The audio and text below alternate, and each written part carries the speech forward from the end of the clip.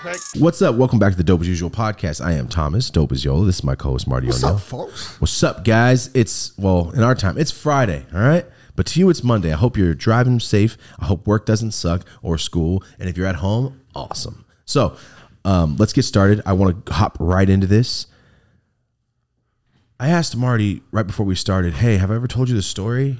And he went, no. So I could tell by the look on his face, he hasn't heard this story. You have to remember, Marty came into what, season 3? Started editing about season 3 when I started story time. Yeah. So he hasn't heard all the stories unless he goes back and watches every video, which we don't have time to just go watch videos. So I have a story. Most of you have heard this on story time. I don't think I've ever told it on this. And real quick, let's stop. I told Marty the other day, what's different about the show? Something's different. Like something, I feel like maybe I'm not as structured, or I don't come in with a big enough game plan like I used to. I used to come in with exact game plans, exactly what stories and how I'm going to weave it, what times, when we're going to do it. And it felt a little more structured. The past about year, Marty and I just been talking shit. So, maybe I should have cussed right away, but it's all good. So this is what we're going to do. We're going to go back to this story.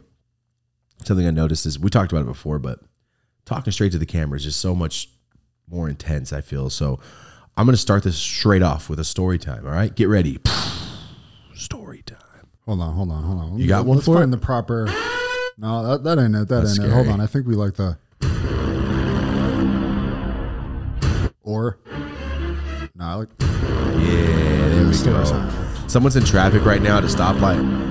And that just blared. You know what I mean? I always find, like, what song am I listening to? I'm going to a stoplight. I'm going to turn it down a little. Or when it's some goofy stuff about to happen. Like, I listen to The Lonely Island and funny stuff a lot in my car. So when I pull up, and then I just don't want people to hear horrible things right when I pull up. I pull up every time. Yeah, that's different. That's different. That's okay. But, for me, it's different. I just don't like to. It's just sometimes they're saying horrible jokes. Anyway, let's get started. Let's get straight into this. This is the Dope as Usual podcast. We are going to start this episode off with a story time. It's going to get very intense. I'm going to stare straight into your soul. So get ready. You ready for this? You know it. All right. After the story, you could probably start smoking. Okay. You'll probably be the nice guy. 10-minute clock. Here we go. You guys have heard the story on my story time, but if those of you who haven't, get ready. So I have an uncle named Uncle Jaime. That's my dad's younger brother. He and my dad started doing a lot of drugs together young. They used to fight a lot and box people. My uncle used to race and whip cars everywhere and steal stuff and run from the cops and all that. My uncle was a boxer, a known boxer in our town, so he would run all across town every day, twice. He's like, would you run about 15 miles every day? Then go to school. I'm like, but you didn't go to school and do your stuff. You just failed. You would just run. Hey, what's up, girl? Try to pull a girl and then go, I'm not going to pass. So here we go. Ready? That's my Uncle Jaime. My Uncle Jaime's that guy. So a lot of cops know him. I'm 12, 13. I know my Uncle Jaime. Cops know him. I don't know to the extent. So here we go. You guys know my Uncle Carlos. My Uncle Carlos is younger than me. Yes, my grandma had him at like 50-something. My uncle is 4 years younger than I am, which is wild. So my dad's age gap from the other brothers is 28 years. Damn. 28 years, guys. So I grew up with my uncle. My dad's little brother was like my little brother, basically. So, and he lived with my grandma. That's her kid. So we grew up together. So me and my Uncle Carlos, right? He's younger than me. We hang out. My Uncle Jaime just got out of jail. And remember my aunt, I told you about my aunt telling you how she's a terrible person, beat my cousin Adrian a lot. And then my Uncle Jaime's like, I'll take the blame. And then he went to jail for it. This is him getting out. My Uncle Jaime gets out of jail for child abuse. I'm pretty sure it wasn't great for him. He gets out of jail for child abuse, basically. And even though he didn't do it, he just took it for the team, dude. And he went to jail. Comes out. We're all hanging out for like 2 days. I'm like, wow, Uncle Jaime's back. All right, cool, man, cool. I'm going to go outside and play. I don't care. All right, Uncle Jaime, bye. And then toward like midday, he goes, hey, you want to go to the movies? And nobody takes us to the movies. And I look at my Uncle Carlos, I'm like, yeah, we want to go to the movies, man. And my Uncle Jaime had just rented, remember when the Mustangs came out again? Do you guys remember when the new Mustang came out again, like maybe 20 years ago, and they revamped it? It was the biggest. Everybody wanted that new Mustang. My uncle went and rented one. I'm pretty sure it was yellow or red. I can't remember, but I'm almost positive it was yellow. Rented a Mustang, bro. And this is the date, exact time. So if you want to Google it, it was the day that the movie Denzel Washington, Man on Fire, came out. The day that premiered on it was a Friday. The day that came out is the day we decided, let's go to the movies. Oh, new Man on Fire. Let's go watch Denzel Washington. So we go watch the movie. April 21st, 2004. Thank you, Marty. Just over 20 years ago, this happened to me. Damn. Just over 20. Cam's birthday. Ugh, 20 years ago. Oh, my God. That's a long time. Okay, here we go. This happened when I was a little kid, just over 20 years ago. You ready for this? So my grandma Grace is like, okay, go to the movies. And she's in her head, in her eyes, she's like, don't do nothing bad.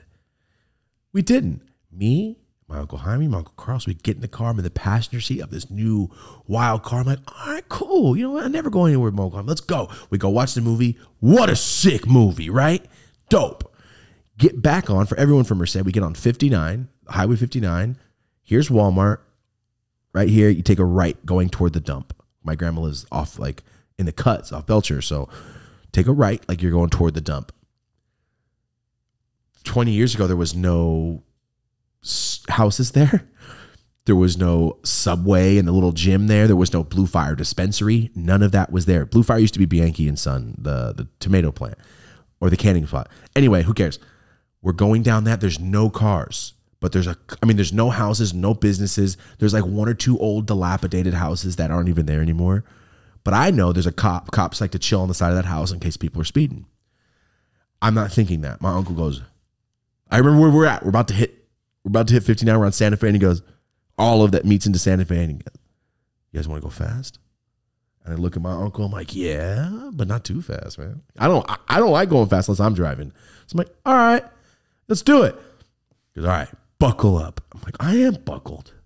I'm in a car, man. Yeah, I have my buckle on. I look at my Uncle Carlos in the back, and he's like that. Remember, I'm 14. He's 10. You know, he's a child. My uncle guns it, right? We get past the little bridge. We get to where the subway is now.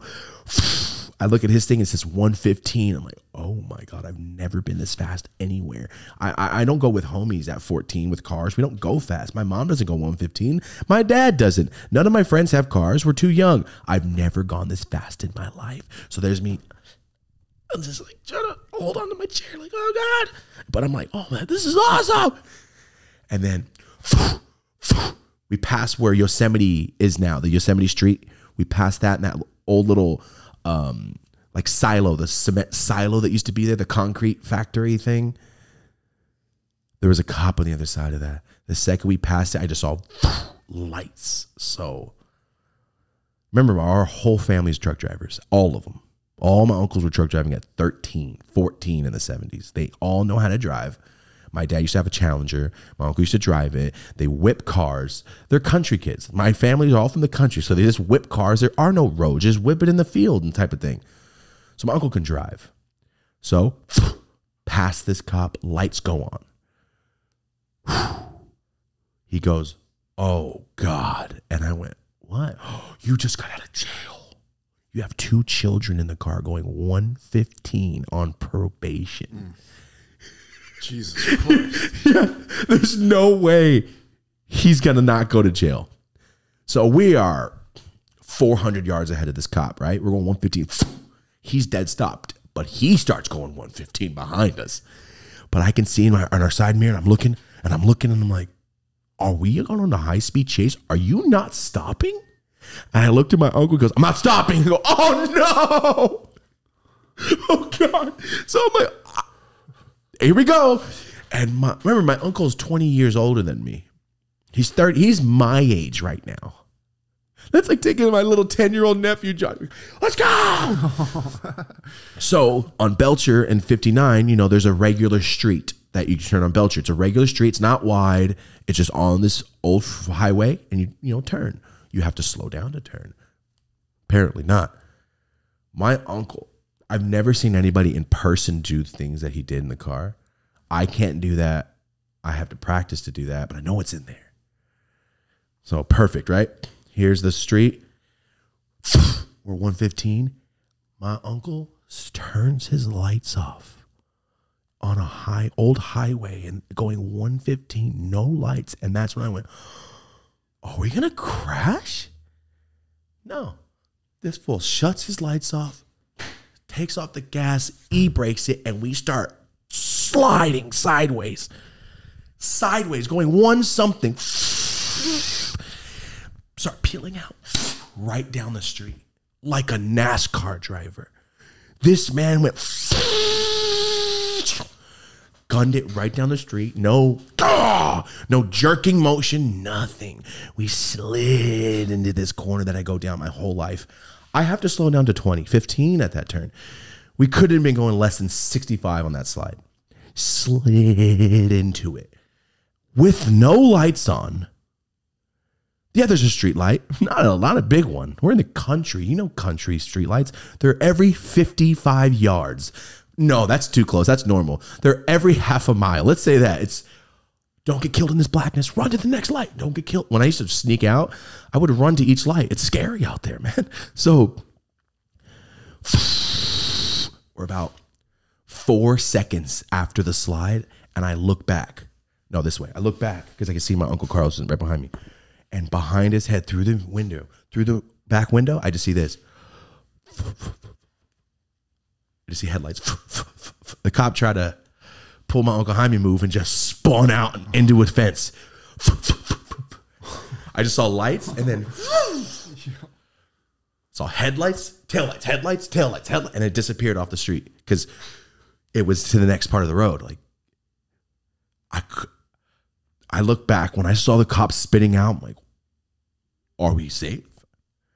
Remember when I said a lot of cops know my Uncle Jaime? They know exactly who's in this car by the way he's driving it and where he's driving to. Why do I know that? We have no lights on. This cop is now half a mile behind us. We take a left slide into my grandma's driveway, gravel driveway. And I've talked about it before. You do not go up fast in my grandpa's driveway. He will yell at your ass. We're going 70 up this driveway, flying, slid into my grandma's driveway. It's a little more than a little more than a quarter mile to get up. We get up toward the top of the driveway, and I look back again, and now I see a couple squad car lights at the very end where he spun out. We have almost a mile between us. Remember, my grandma lives on the hill. I can see all of town. There's no lights up there. There's no way on earth those cops could see us. There's no way. I'm an adult. I've chased people in my car. You cannot see. I'm from there. You cannot see. Unless the moonlight just spotlighted our car, you cannot see. Unless they saw dust in the middle of the night from a mile away. They just knew my uncle. That's exactly what happened. Slide up the driveway. It's 10:30 at night. My grandma and grandpa are sleeping. This is back when they were still working. They get up at 4, go truck driving. I'm like, yo, slow down. Grandpa's going to get pissed. That's what I'm thinking. And at the same time, like, oh, yeah, there's cops. So, you ready? Slides up the driveway. We park right by the house. Fields everywhere. My grandma's garage, the big garage where we do all the diesel stuff I told you about, where my dad used to snort while I was trying to do drugs, while I was smoking bowls, thinking we were both being sneaky. But we're both like, thank God I can do drugs. And I'm like, thank God I can smoke weed. So we were both just doing drugs in separate parts of the house. That garage. The house is to the right. Right where he parked, there's a back door. You can run to the backyard, go to my grandma's, everything, right? I open the door. I open the seat for my Uncle Carl's to get out. I look at my Uncle Jaime and go, what do we do? And he goes, run in the house. He shuts his door, lets us get in front of him so he can kind of protect us. I'm running. I'm like, all right. I look back for Carlos. I'm like, where's my Uncle Jaime? This fool got behind us to go and ditched us. This fool left us. He just left a 14 and 10-year-old to run from the cops. By this time I hear slamming. So I'm like, oh, there's cops on the gravel. They're coming up. They saw him. But now I know they just knew where he was going. Nobody slides up the drive and runs with the cop. This is my Uncle Jaime on that street. They knew who it was. I'm looking back, go, oh, you bastard. My dad lived at my grandma's at the time when he was still on drugs, and he has a sliding door to his back door, to his room. There's a sliding door, 2 glass sliding doors. On the other side of the little part of the wall, there's 2 more sliding glass doors. Me and my Uncle Carl, and we know how to get in. We just put your finger through and click the lock. Me and my Uncle Carlos, I'm like, get in, hide. I turned the lights off in my dad's room, and I was just, I'm just standing there. And I hear like feet. I'm like, oh my God, the cops are in Grandma's yard. My Uncle Carlos is right here by the bunk bed. Here's the sliding glass door. Here's me looking at the door in the darkness like this. And I'm like, get under the covers. My Uncle Carlos is like that under the cover. And I'm looking at him. And I don't know how I let him sneak on me, but he didn't sneak on me. The sliding glass window's right here. I'm like, I don't know where Uncle Jaime is. And then when I look up, I go from here to I look up and there's a gun right in my face through the window like this, through the sliding glass door. There's no tint like this. And there's a flashlight right here. And I'm like that. I just do this, and another cop behind him has his gun at me. I'm like that. Oh my God. And I just do this. And they go, where? Exactly. I can't see the cops. I know they're cops. I just see the light. So I'm like that. But the gun's in front. So I see a barrel and a light, but the light's blocking the guy's face. And I see another figure behind him. Remember, the moon's back there. I can see that there's people running through my grandma's yard. I'm sweating my ass off. Oh my God. Okay, so gun in my face, and I go, ah. And he goes, open the door. And I go, it's locked. Open the door. I go, sir, it's locked. It's locked. Look down. Look. He goes, open the door. I'm going to break it. I go, dude, there's a stick in the door. Everybody to put a stick in the sliding door so he can't open it. Yeah. I go, there's a stick. Can I grab it? And I'm like this, can I grab it? He goes, move it. And I go, look. And I have a hand up and I go like this. And I drop the stick just like that. I was like, I'm not getting shot. Officer Gray, if you've ever said Officer Gray, he was on the news, he was on CNN. He just got killed. A cop just got blasted by a gangster in front of my dad's apartments, actually, weeks before this. So everyone's on high alert. He got murked bad, like someone shot him up. So they're on high alert, dude. I'm sweating my ass off telling the story. Oh, God. Kick the AC on more? Huh? Turn the AC no, I'm just like, I feel like, every time. Sorry. Here we go. Story always gets me shaky and shit. Here we go. So, I go, all right. I slide the door open. I go, my uncle's here. He's 10. My uncle's 10. So he's just a little kid. He goes, both of you get up. My uncle gets up with his dirty ass shoes and dirty ass feet. Wait. Sorry, no. He always had dirty ass feet because he wore those chancla sandals and he always had dirt under this, on his feet, and then he'd take them off and it was clean where the sandals were. Sorry. I remember him getting out and he was just gross. My uncle was so gross as a kid, but he had shoes on. We were just running. I'm tripping. But I just remember thinking like, ugh, he's so dirty. I don't know why I just thought that in my head. He was the grossest kid. Sorry, my uncle's so dusty, officer. Yeah, sorry, he's grimy. But no, he was like one of those kids. He used to hide, like, all right, I ate a banana. And he would stuff it in the cushion of the couch. What the fuck? So he didn't have to get up. He would put plates in the cushions of the couch so he didn't have to walk to the kitchen. Disgusting ass kid. And you know those kids. Old ass food under their bed, that kind of kid. I don't know why I thought of that. When I saw him getting off of it off the bed in my head, I just remember thinking, ugh. He's always so gross as a kid. He was just dirtiest kid. We had to force him to take a shower all the time. In One of that those moment, kids. you're thinking, these cops are going to judge. Just shoot me. They're just going to shoot us. I don't know why I thought that, but he was so gross. Anyway, he gets up. I'm like, he's dead. He's dead. And I go like this, and I slide the door open, and he goes, Thomas. And I went, oh, I know that voice. Oh, God. He put the flashlight down. I went, oh, hi, Officer Eastman. And my best friend, Justin, that's his dad. My best friend, Justin Eastman. Marvin, the Beastman Eastman from UFC. The Beastman Eastman. Remember that black dude that got the cut straight over his forehead, the worst cut in history? Yeah. That's Marvin Eastman. That is my best friend's uncle. His brother is Mr. Officer Eastman that lives next to me. And my stepdad from prison.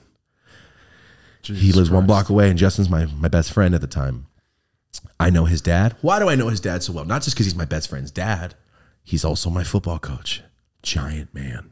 I watched him bench over 4 in reps. Over 400 in reps, bro. And What's he was his repping. thoughts on Ned Flanders? I'll get into that after this. Okay. Here we go. He goes, Thomas. And I went, oh, I know that. Oh, God, I know that voice. Oh, my God. Puts the flashlight down. Officer Eastman. And right there, I'm doing this. I'm kind of shaky because I'm like, oh, my God, am I going to get shot? And then he put it down. This is how I feel in my chest when I tell certain stories. I feel like this. I get shaky. That's why I'm sweating my ass off, dude. Anyway.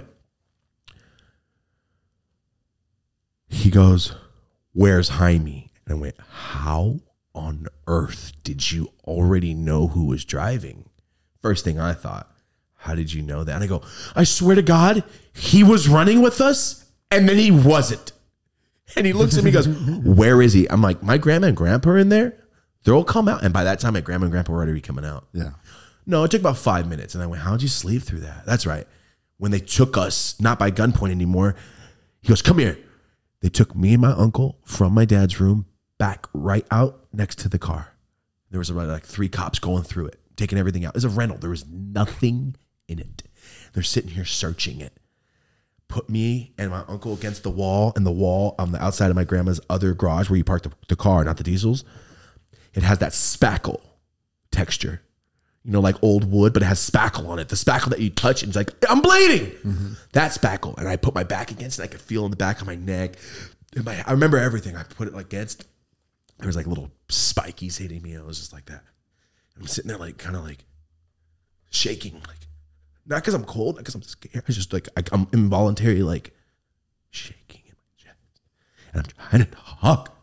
And the words are kind of shaky. And I was like, what's happening to me? That's all I kept thinking. Like, I've almost been stabbed by gangsters. Why am I so scared? And then me and my uncle were there, and they're talking to us, and now it's not Officer Eastman. He's on the other side of the car looking at me like that. Like the most disappointed look of all time. And then he's sitting there questioning us. What? Is there a scar on his left arm? I'm like, dude, you really going to ask me that? I don't know. He's my Uncle Jaime. I don't know what else to say. We just watched Man on Fire. I don't know what to tell you. They questioned us. Where is he? What's this? His affiliation. This name. Like, I don't know, bro. My Uncle Jaime. My mom raises me, bro. I'm not over here all the time. And my Uncle Carl's sitting there. My uncle was born 6 months premature, or 5 months premature. My uncle, he almost didn't live. So as a kid, he's the only person I've ever seen grow out of mental retardation. He was a very, very slow and autistic as a child and grew out of it like asthma. Ask anybody in my family. We all were like, ooh, we're going to have to help him because he didn't get things. He didn't know how to, he couldn't compute. He had no social skills. He would ask you horribly, horribly personal things in public to strangers. We walked up to a woman in Walmart one time. She obviously had been disfigured and her eye was ripped out. Where's your eye? First thing he asked, I was like, I'm sorry. And I told Carl, I'm like, yo, you can't just ask me things that might embarrass people. Well, I just want to know where her eye was. And I go, I get it, man. It's going to be hard with you. And then about high school, he just grew out of it. Anyway, I'm like, in my head, I'm like, he's slightly handicapped. Don't bug him. So I'm sitting there with him like, ugh. He's fine now. He owns a successful business and has kids and he's married. But the cops are grilling you without your No, grandparents my there? grandma and grandpa, my grandpa doesn't come out, but my grandma comes out about 5 minutes into them grilling us in the wall. And I'm like that. My grandma comes out in her robe, just like, I don't know where he's at. I want you guys to leave. I was like, damn, grandma. All right. Tow the car. And about an hour of them, lights in our face kind of thing, like, where is he? Blah, blah, blah, blah. What's going on? They leave. I go to bed. That was it. They didn't arrest me or Carlos or Did your grandma freak out on you guys? no. She asked us, where is he? Grandma, we went to watch a movie. We were going fast. Got chased and he ran away. She goes, ah. I'm like, good night. Well, good night. So he just dipped off into the woods and You know, it's all fields. It's fields. It's just fields. This man, and maybe he used to be a runner. oh, so He was hit out. the fence, and when I was born here, I know where I buried stuff. Like it's like being in the woods without trees. It's just land, and there's some almond field, and there's somebody's. Oh, that old man right there, he's racist. But over there, that's the junkyard. Make sure you go around the junkyard. There's dogs out there. Yeah. Oh, across the street is Robert Chu's. My stepdad, his homie Tweaker, owns a junkyard, and my uncle used to smoke meth with him. So I'm assuming he ran to Robert Chu's, smoked some meth or something, and chilled. Sick. About 2 years ago, you ready? Conclusion. 2 years ago, I brought this up to my dad. You know what happened? He gave me the whole story. You guys ready to know what happened that night? Never done this before. I'm my Uncle Jaime now. Hey, run. Thomas, Carlos, run. Look at these kids. And he dips. So he dips through the fence. My uncle told me where he ran, but my dad told me what happened. I'm like, Dad, how do you know what happened? He goes, who picked him up? I went, oh, you gang of bastards, man. You just like, oh, where's my son? Gun pointed at him. You want to get some beers? Like, you guys are bad. My uncle says he dips through the fence, cut himself up because till the next year is when I started sneaking out right there and smoking bowls. So I stretched the barbed wire, but not yet. He definitely scratched himself up. I'm the one that did that to the barbed wire so I could go smoke bowls. Anyway, he said, I dipped. I was just running and running. I just got out of jail, man. I'm skinny. I was just running. And I called your dad. I said, pick me up. And that was it. My dad picked him up about a half a mile to the next road, picked him up, and they went and got drunk. See, in my mind, he was laying down in a field. He was No one all checked. this crazy. No one checked on us. That was my dad's weekend. Oh, where was my Jesus dad? Christ. It was his weekend to have us, but he wasn't there. So I just chilled with my Uncle Carlos and my grandma. And I'm like, I didn't say nothing to my dad. I'm like, so you were here this weekend? You just lied and said that you were driving. So you picked up Uncle Jaime to get okay. Jesus Christ. You guys suck, man. So did they circle back to get him later? Uncle Jaime never got in trouble. They didn't keep trying to get him? Huh? What are they going to prove? He was driving? I just lied about that whole story, right? Nobody was driving. I was driving like this with my foot on the gas. How can they prove it? Even with this story right now, and try, you got evidence on the podcast. I'm lying. Entertainment purposes. Entertainment purposes. I don't know what you're talking about. Oh, Uncle Jaime. No, I haven't seen him. I don't know. I didn't remember seeing him as a kid. I could be lying about this whole story. If something ever happens. And even saying that, like, well, you just said you would lie. Did I lie about that? It's all entertainment. Wow. But I think he did go to jail after that for something else. So They got him for they got him for something else. But Was he just yeah, overall just reckless at all times, basically? And Yes. like it was destined to happen? very reckless guy. And he's the same uncle I moved to Oregon. He became a millionaire off the moving companies. Same guy. Sick. Was he at the wedding? The guy I just showed you the That picture was him. of? This That was is my all uncle. the same guy. Oh, shit. That's why I brought it up Okay. my grandma, Uncle Jaime. Damn, we got the same hair. I ever tell you the story about my uncle? Remember I told you I want to go through pictures of people and go, I remember that one time. Go, I've never talked about that because I forget about all these stories until someone brings them up. So, rap, you said, was Justin Eastman's dad, the officer, good with my stepdad? This is your best friend's dad, My best who's friend. a cop. Who's, no, not the cop. The cop. Gotcha. He's the cop. Strongman's of Merced, he's the cop. The competitions, Oh, gotcha. he's the guy. He's Turbo He runs a RoboCop. 4.2 at 6'4", 220. Jesus Christ. He runs a 4.2. He's a running back coach. Marvin Beastman Eastman from UFC is only 5'8". He's 6'4". Anthony Avila, his dad, Tony Avila, was my dad's best friend all through high school. My dad used to mess around with some chick, but he didn't really like her, cheating on my mom. And his dad's like, Anthony's dad's like, hey man, you're with Emily and like, I really like this girl. Could you stop messing with this girl? And they're married to this day. Damn. Isn't that crazy? Anthony Avila, me and him met up in 3rd grade. We did shot put, and he was getting as I went to go throw, brick. And I'm like, who's this fat kid messing up my I won. I'm like, who's this fat kid messing up my throws? Then I met him in 6th grade. I'm like, I hate this kid. That's a kid from shot put. And then we hung out. I'm like, oh, this kid's cool. And my dad picked me up one day, goes, who's your dad? And he came out, and they were like, what? They used to be best friends. Oh, shit. They haven't seen, my dad went the drug route. But Yeah. anyway, Anthony Avila's uncle, Godfather, is Marvin Eastman. Okay. So that's how I used to meet him all the time. okay. Do you guys remember when Marvin Eastman was fighting in UFC and they had that rumble where all the corners came in and started decking each other? There was a rumble at a UFC. I don't remember which one it was. There was a rumble. Me and Anthony Avila are at his house watching it because he's like, my dad's in the corner tonight. Because, you know, they're best friends. He's like, my dad's in the corner of Marvin Eastman. I'm like, your dad's on TV. We saw him. Like, your dad's on TV. So we're hyped, right? We're watching UFC. This is when UFC is like not real big yet. And we're like, oh my God, that's your dad. The rumble starts. What do we see? But Anthony's dad sliding across the ring to deck some guy. Me and him were losing our minds, dude. We're in Merced, jumping and hugging like, your dad is deck some guy. Like on national TV. Oh, we lost our shit. Anyway, I was very in tight with this family.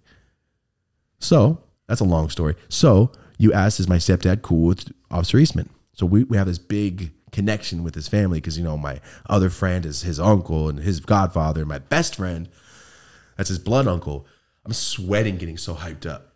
Sorry, guys. I went to go play catch with Justin, and my stepdad came to get me. He's like, yo, it's time to eat. And he saw Officer Eastman. Officer Eastman saw him. They just did this one. And they walked across the street. And me and Justin are looking at each other like, whoo. And in my head, I'm like, my stepdad will whoop your dad's ass. Did he hate cops off top? No. Oh. Out of jail, he's not racist. He explained it very to me. He's like, out of jail, my best friends are black. I don't care. You're my son. In jail's different. So, But he's covered. no face, no, and nothing past here.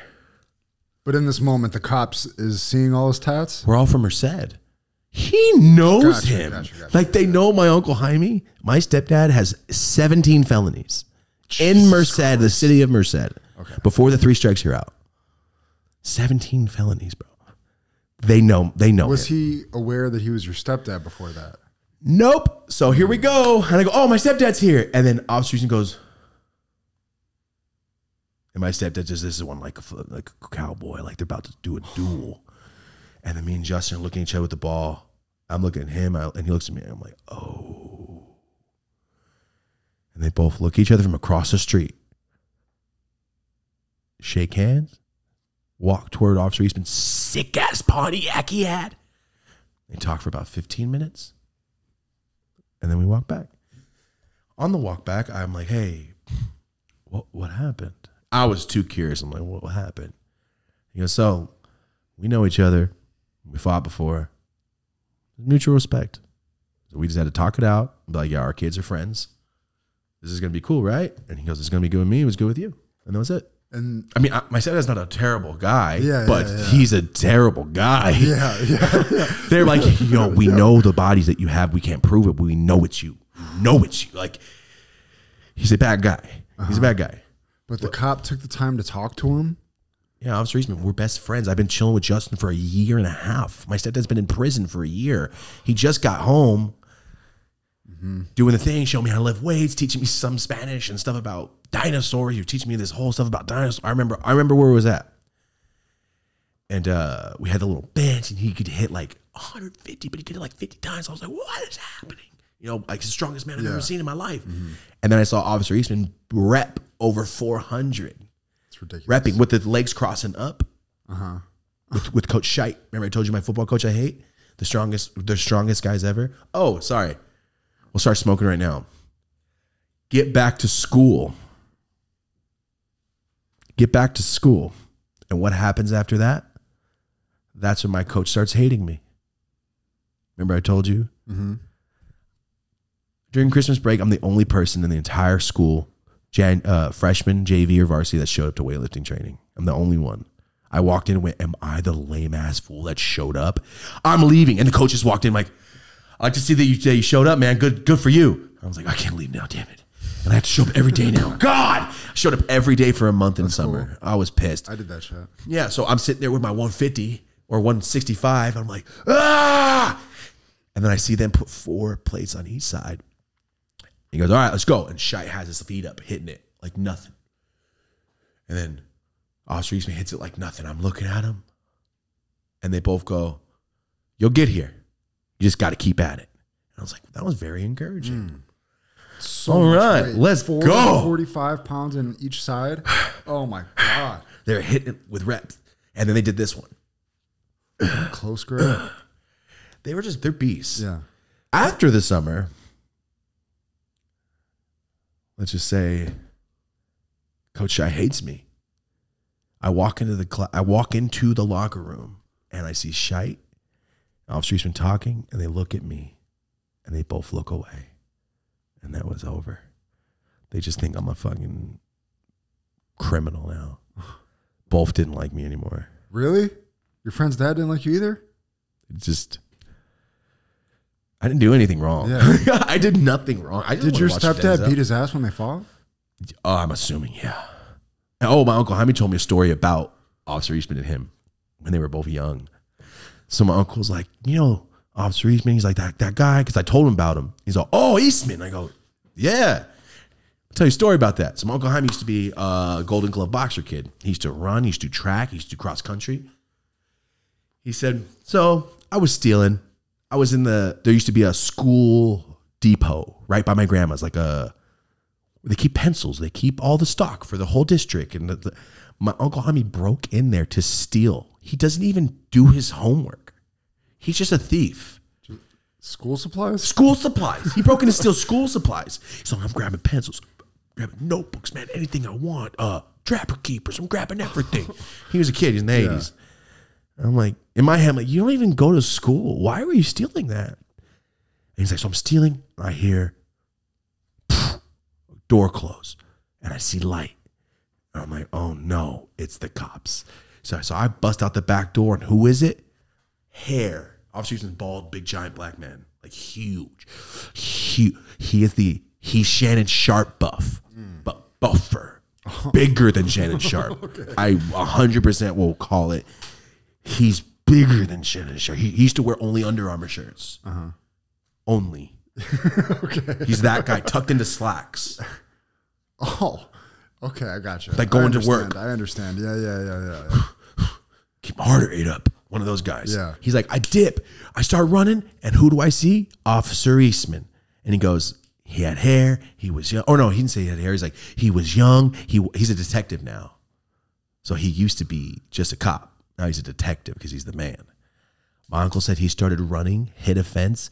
He said, Thomas, when I tell you I've never been more afraid, he wasn't catching me. Officer Eastman runs a 4.2.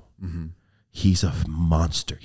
My Uncle Jaime is faster, apparently. And he's probably got more endurance if the my Uncle Jaime does, for sure. The cop is so big. He's big. He wasn't that big back then, he said. He's like, not like now. Now he's huge. Like, he wasn't that big. My Uncle Jaime said he hit one fence. So he's like, I started dropping all his stuff. And I'm running. He said, I turn around. He goes, Thomas, I've never been more scared when I saw this man dip through the fence with his shoulder. He says he didn't even take the jump. He said he dipped straight through it. I've done that before. Like, I've dipped through a fence, but to see that while you're getting chased, and he's like, Thomas, I wasn't going to get caught, and I still haven't. He's like, he's never caught me to this day. I've never been more scared of a person when I look back and saw it go. You're talking about running through the fence? Through the wooden fence. No matter which side has the poles, like has the barrier, like that is a feat. I can do that, but I'm going to fall on the other side. He said he dipped through it and kept running. And he's like, right there, I dropped everything and just kept running. We ran to my grandma's, obviously through the fields. The officer's not going to run through the fields, and he's not going to know where he's at. My uncle knows where he's at. Yeah. So that's the story. Jesus Christ. How long have we been here? I'm sweating, dude. 50? Yo, oh my God. Look at this. I am sweating through. This is my Jesus generic, Christ. stereotypical wet You need ass to grab back. some. Look at me, Marty. I just relived getting chased. Damn, that was intense. Oh, when I go on stage one day, dude, I'm gonna have Yeah. to change in the middle of things. I'm sweating through my shirt, dude. It's into my shorts. I can feel it. I gotta get on a plane after this. It gets no realer than this shit, folks. What's up, guys? Taking a moment to talk about one of our longtime sponsors, and this is Raw Papers. As you know, Raw Papers is the official rolling paper for the Dope as Usual podcast. Do us a favor. If you have Instagram, go to RawLife247, drop a comment, let them know you saw them here on the Dope as Usual podcast. For all information on any single product and the story behind them, go to rawthentic.com. Right here over the screen, go to their website, check them out. You can see the entire history on this paper company. Also, if you want to carry Raw, you can go to HBI International. That's their website for wholesale, because as you know, Raw does not do sales to people. They only do sales to stores, and then you have to go to the store to get them. Say they don't have this at your local smoke shop, tell them to get it, and then go to hbiinternational.com and grab it. This right here is a Raw Supernatural cone. This is a 12-inch cone, a foot long of smoke. It fit 11.5 grams for me, almost 12. Look at that right there, guys. Massive. Throw it in there, and this is how you pack it down. That way you don't have to roll anything, because rolling a 12-inch joint is very hard. Thank you guys so much for supporting the brands that support us. This is the official rolling paper of the Dope as Usual podcast. Shout out to Raw. We really appreciate it. People were like, because I posted, hey, one time about the divorce papers thing for pizza. They go, that's crazy. I watched you tell a 20-minute story about these 2 sentences. I'm like, that's crazy. I could have told you one time me and my Uncle Jaime went to watch a movie, got in a high-speed chase. I thought I was going to get shot. He ended up running through a field and got away. Story's done. Right? Or you Whack could- story. Yeah. Weak ass story. Can I tell you about the spackling on the outside of my grandma's house and how it felt, so you can be there and seeing the moonlight and the cops and the gun and the barrel? Yeah, exactly. That's the whole point. 50. This was worth it, though. I need to smoke. Did that thing justice. Are you kidding me? I can't believe we just talked that. Or I just talked that long. Good shit. That was my uncle. Christ. Yeah. And he's all good now. Yeah. And the cop is still a cop. Well, fuck him, because he All went I know bad is- on you anyway, right? I haven't talked to Justin in a long time. When I used to sell weed, I knew you weren't going to pay me back. When you said, I'll get you the next time, I'm like, I will never see this man again in my life, and he is still not paid for that eighth. I need my $40. I don't want it from you. I just thought it was funny. The last time I ever saw him, I was like, I'm never going to see you again. Yeah, I've been there. I know I'll never see you again, man. Childhood friends. Here we go. That's all I can think. Like, we're childhood friends, man. I'll never see you again, for sure. Yeah, Actually, when I went to Merced last, I saw some dude excruciatingly working out, and he popped up in all this gear, and I was like, oh, Justin, wow. My homie, Justin, he was just like his Shredded. dad. Just like his dad. He was a running back. Just like his dad. He's a cool guy, man. Really cool guy. One of my homies, but I haven't talked to him in so long. It's weird thinking of that name, like Justin. Justin, what's up? He like Michael B. Jordan a little bit. Yeah. We always thought that we were growing up. Actually looks a lot like Michael B. Jordan. It reminds me, did you see the video I posted on my story today? Your homie, what's up with your homie? The one who's in the hospital? Yeah. So what happened? Well, this is I'll put up a little clip of the video or something. I don't know, man. This is like breaking my heart. This is one of my all-time best friends from Buffalo. He's from probably 75% of the stories you've heard me tell. Is he the one with the bike chain on his neck? No, that's a different homie. But he kept having we haven't Oh, your home? Yes, yeah. like he's my only friend that's ever come out to visit me. He came out and visited me like a year after we had been here. And we haven't really spoke since then. We've just been I'm hard to keep up with just in general. Like, I'm horrible at keeping up with people, and we just kind of fell out of touch for a little bit. But then I saw that he was having really serious brain surgery, and apparently he had been having like aneurysms or strokes, something going on in his brain. And How old is he? he's 7 years old. He's probably like 43. But he looks like he's 20-something. I mean, he's shredded. Like, a couple months ago, he's on stage rapping, shredded. Like, he's always been super fit, super healthy, super high energy, super, like, positive. And he had this surgery, and he's been in the hospital for months. And he just got out and posted a video. I didn't realize, it's hard for me to have a true understanding of what's going on because I'm watching on social media and his family's posts and stuff. Like he has family, his mom, his brother, and everything. But yeah, he posted today like he's having to learn to walk again and shit, and it was so That was the post of him weird. standing? So weird seeing him like that because he's always been so strong and so, like, every time we've ever moved, he's the first one there. Boom, move. I remember, that's how I remember him. Like, he's so, like, I remember I met him in the basement of work, and he was down there that dude. hustling so hard. Yeah. He taught me, like, oh, this is what a little...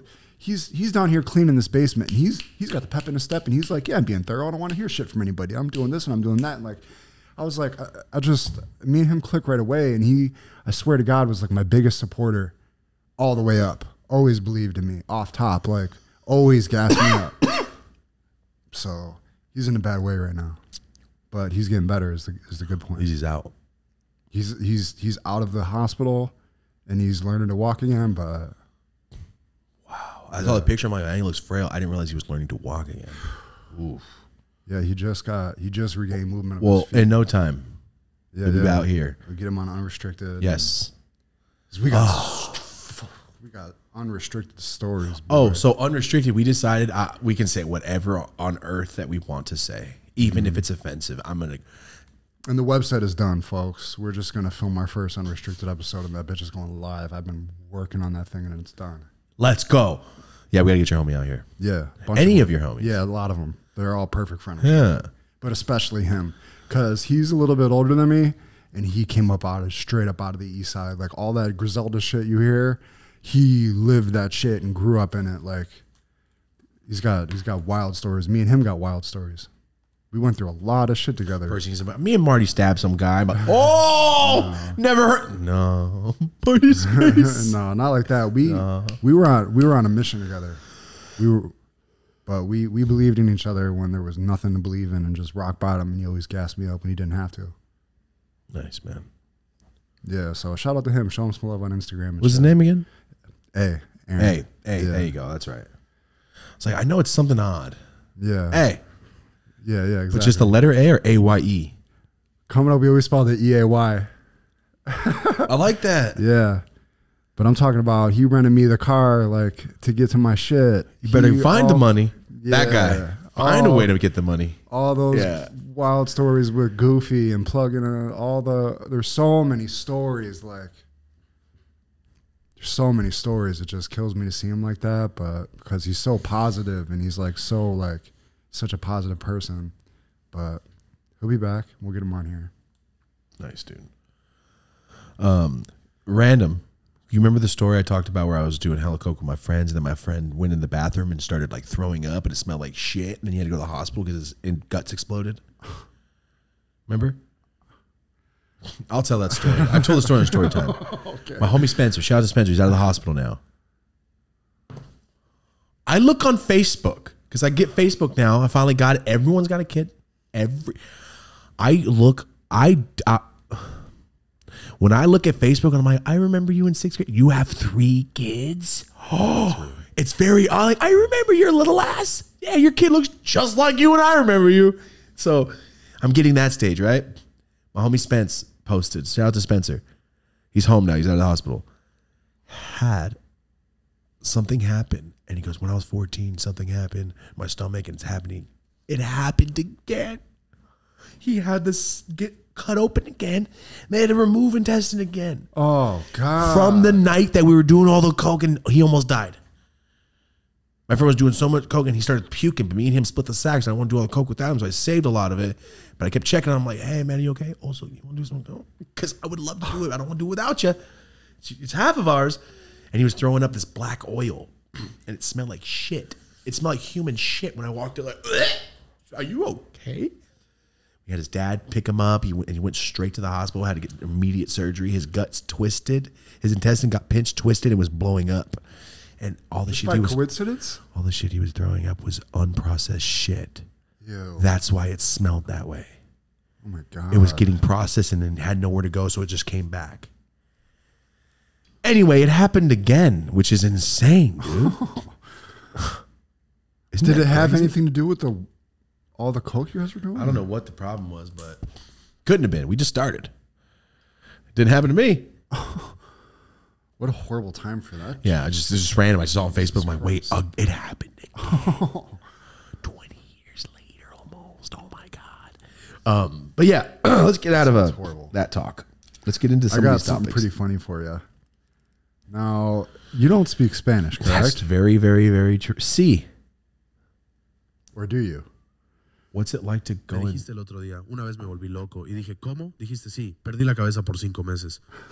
Y yo, ¿qué? Y me dices, anduve como loco por meses. En una fiesta me dieron ácido y luego cuando comenzó el efecto me decían cosas raras como que maté a un vecino. Tú hiciste esto, fue como... Spanish with a Russian accent. Era como si se burlaban, pero yo estaba... No intentaban volverte loco, solo querían no molestarte. sabían que estaban haciendo bromas Desde locas. luego. Cuando yo estaba en ese estado en que estás abierto a cualquier tipo de información. Receptivo. Básicamente, este I viaje pop in nunca with a terminó, pocket así que me fui a somewhere. dormir y Come on. luego me desperté aún en la silla y no se detuvo mi proceso de pensamiento. Tipo, empecé a encontrar como misiones en casi todo lo que hago, ¿sabes? Encontrar que Misiones, así como, ¿sabes? Pruebas.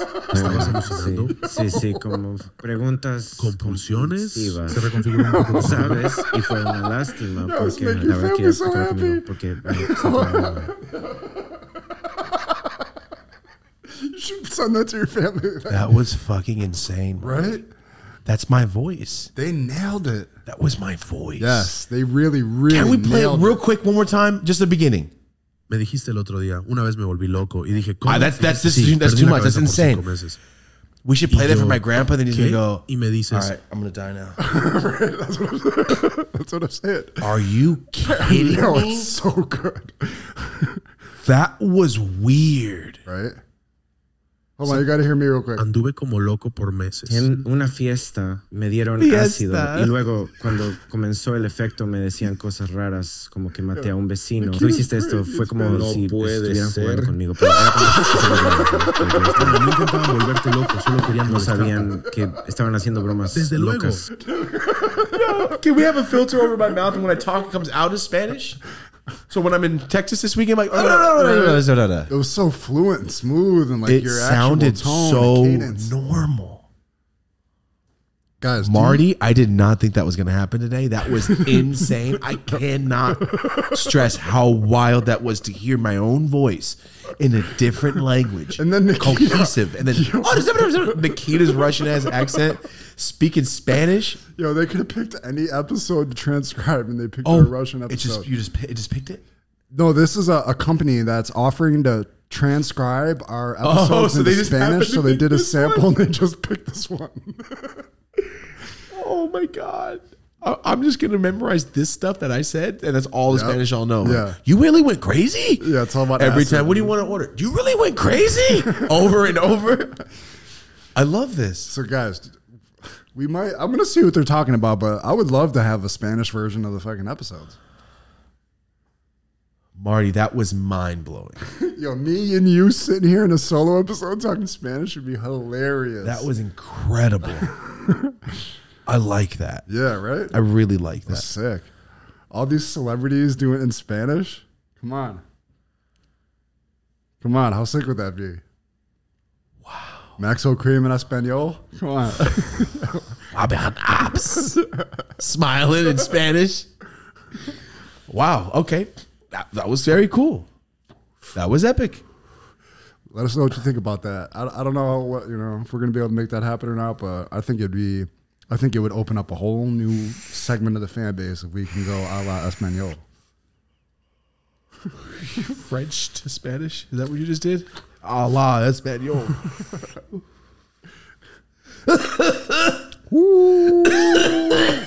Oh my God. Hold on. I gotta get it done.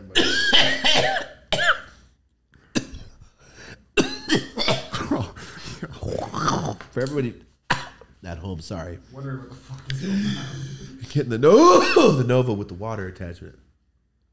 Yeah, we forgot the water attachments last time. Yeah. It's, So much easier. yeah, I think we prefer the I water. always like bongs over everything. Sorry about my nose. I'm sorry, guys. So yeah, we're about to get a shipment where they got them coming with the cool little stand and with the little you can plug in the hookah pipes to the Nova and just rip it off the little stand with your homie. Come on, and you can turn around and plug this thing into the bong and rip it like that too.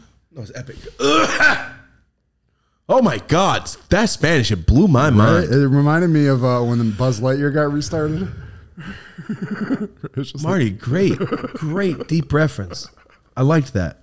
like, hola, yo soy Buzz Lightyear. Like, it was him. That was good. I like that. That is like that. Or do you ever see that meme where she turns Chucky over and it's in Spanish? Or Chucky speaking Puerto Rican? Chucky scenes, but he speaks Puerto Rican. Running with a knife. It's the funniest shit I've ever seen in my life, dude. I'll show you after. Is this empty? Oh, no. It's not. Okay. 50 minutes. I'm cold now because all the sweat is now like off my. Oh my God. This is not. I got to sit on a plane like this. I think we might have an extra couple teas in the warehouse, maybe. It's not the shirt. It's my body. Quick. This weekend, I've been doing this thing with John, intermittent fasting or whatever. So you only eat from 12 to 8. It's been working really well. The other night I went to the movies with John. He goes, "Hey, I'm gonna do a 36-hour fast." I'm like, "Oh, I didn't eat." I was like, "I'll do it with you." And then we just kept going. I won, by the way. John went 46 hours. I went 48. All right. So I went 48 hours. And you know what's been going on since then, Marty? I haven't been eating. I've been eating when like I know I need to eat. I haven't been hungry at all, guys. But you know what's crazy? Since I got back from Mexico, which is a week and a half ago, I'm already down over 20 pounds. No shit. Damn. I'm almost a shirt size down. I don't know if you guys could see this shit. Ah! Almost broke my shit. Bro, what is happening? Well, I'm just not bloated all the time anymore. Look at this fucking clip of John that I pulled up. Oh, you want? I saw one last. Stop. Go Look at back. this. We're gonna go check it out. Apparently, it's dope as hell. He's 2 Johns compared to where he's at right now. I showed him this last night. I'm like, bro, I didn't realize how much weight you really, truly lost. Appreciate And it's all in his face. Yeah. Because we talked about it. It looks like John got stung by bees. He was extremely fat. I never noticed. Yeah, I didn't. I never noticed, man. Right? I don't know. He what looks happened. super healthy. He's feeling good. Proud of him. But so yeah, we've been doing that. That's a little update on stuff we've been doing. The accountability buddy. I'm very sorry. I forgot to do it in the past 2. Oh my God. You all right? Yes. Look how dirty yours is already. Yeah, Marty goes hard. Yeah. I've missed the past 2 months. I will do it on this episode and the last month's episode. By the time you see this, it will already be done. Right after this, I am hopping on the plane. Rosie and I are going to Texas. Marty is... One day, Marty's going to be able to do everything, all right? We're almost there. He's just you know, he To can't. be editing this episode. Yeah, that and it's Mother's Day. That's why John can't come now. But Rosie and I are going to Bay City. Mexican OT asked me to come to his rodeo. It's called Bulls and Lax, I believe it's called. It's like a rodeo / cars and performance. I don't know. I never really been to Texas except for meet and greets, and I never been to Texas with somebody from Texas. So I'm ready. It's gonna be sick. I'm ready. I can't wait to see their faces when I go, "Oh, I don't eat meat." Disappointment. I already know what they're gonna say. Like, what? You got to bust out the Spanish video to gain their respect. look. back. Yeah. See, hear it, loco, bro, crazy. So we're going to Texas this weekend. It should be awesome. I'm super stoked. Thank you guys for the invite. I'm hyped. And then we get back, start filming. Got a bunch of stuff going. The I hope Zoomies you meet order. Paul Wall. Paul Wall's there. You gotta Marty, I'm make gonna sure he's talking. FaceTime you and be like, "Yo, this is my Please, friend Marty. This is please, Paul Wall." please. He's like, "This is West Coast Paul Wall." That's weird. It's weird to think of me of a West Coast guy. Yeah, that's right. It's You are now. Paul Wall, baby. You are now. Yo, these things are fucking ripping.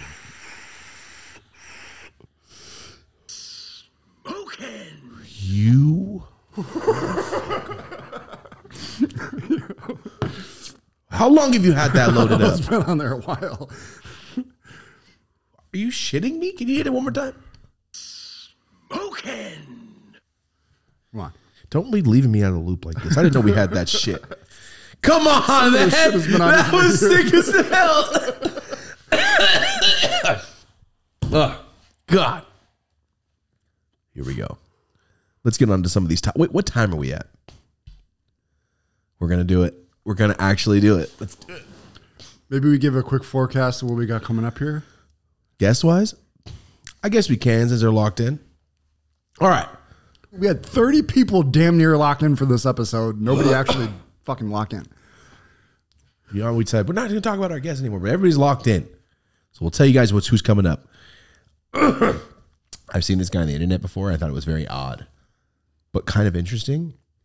And they pitched him to us. I'm like, I do want to talk to this man. I need to know what's happening.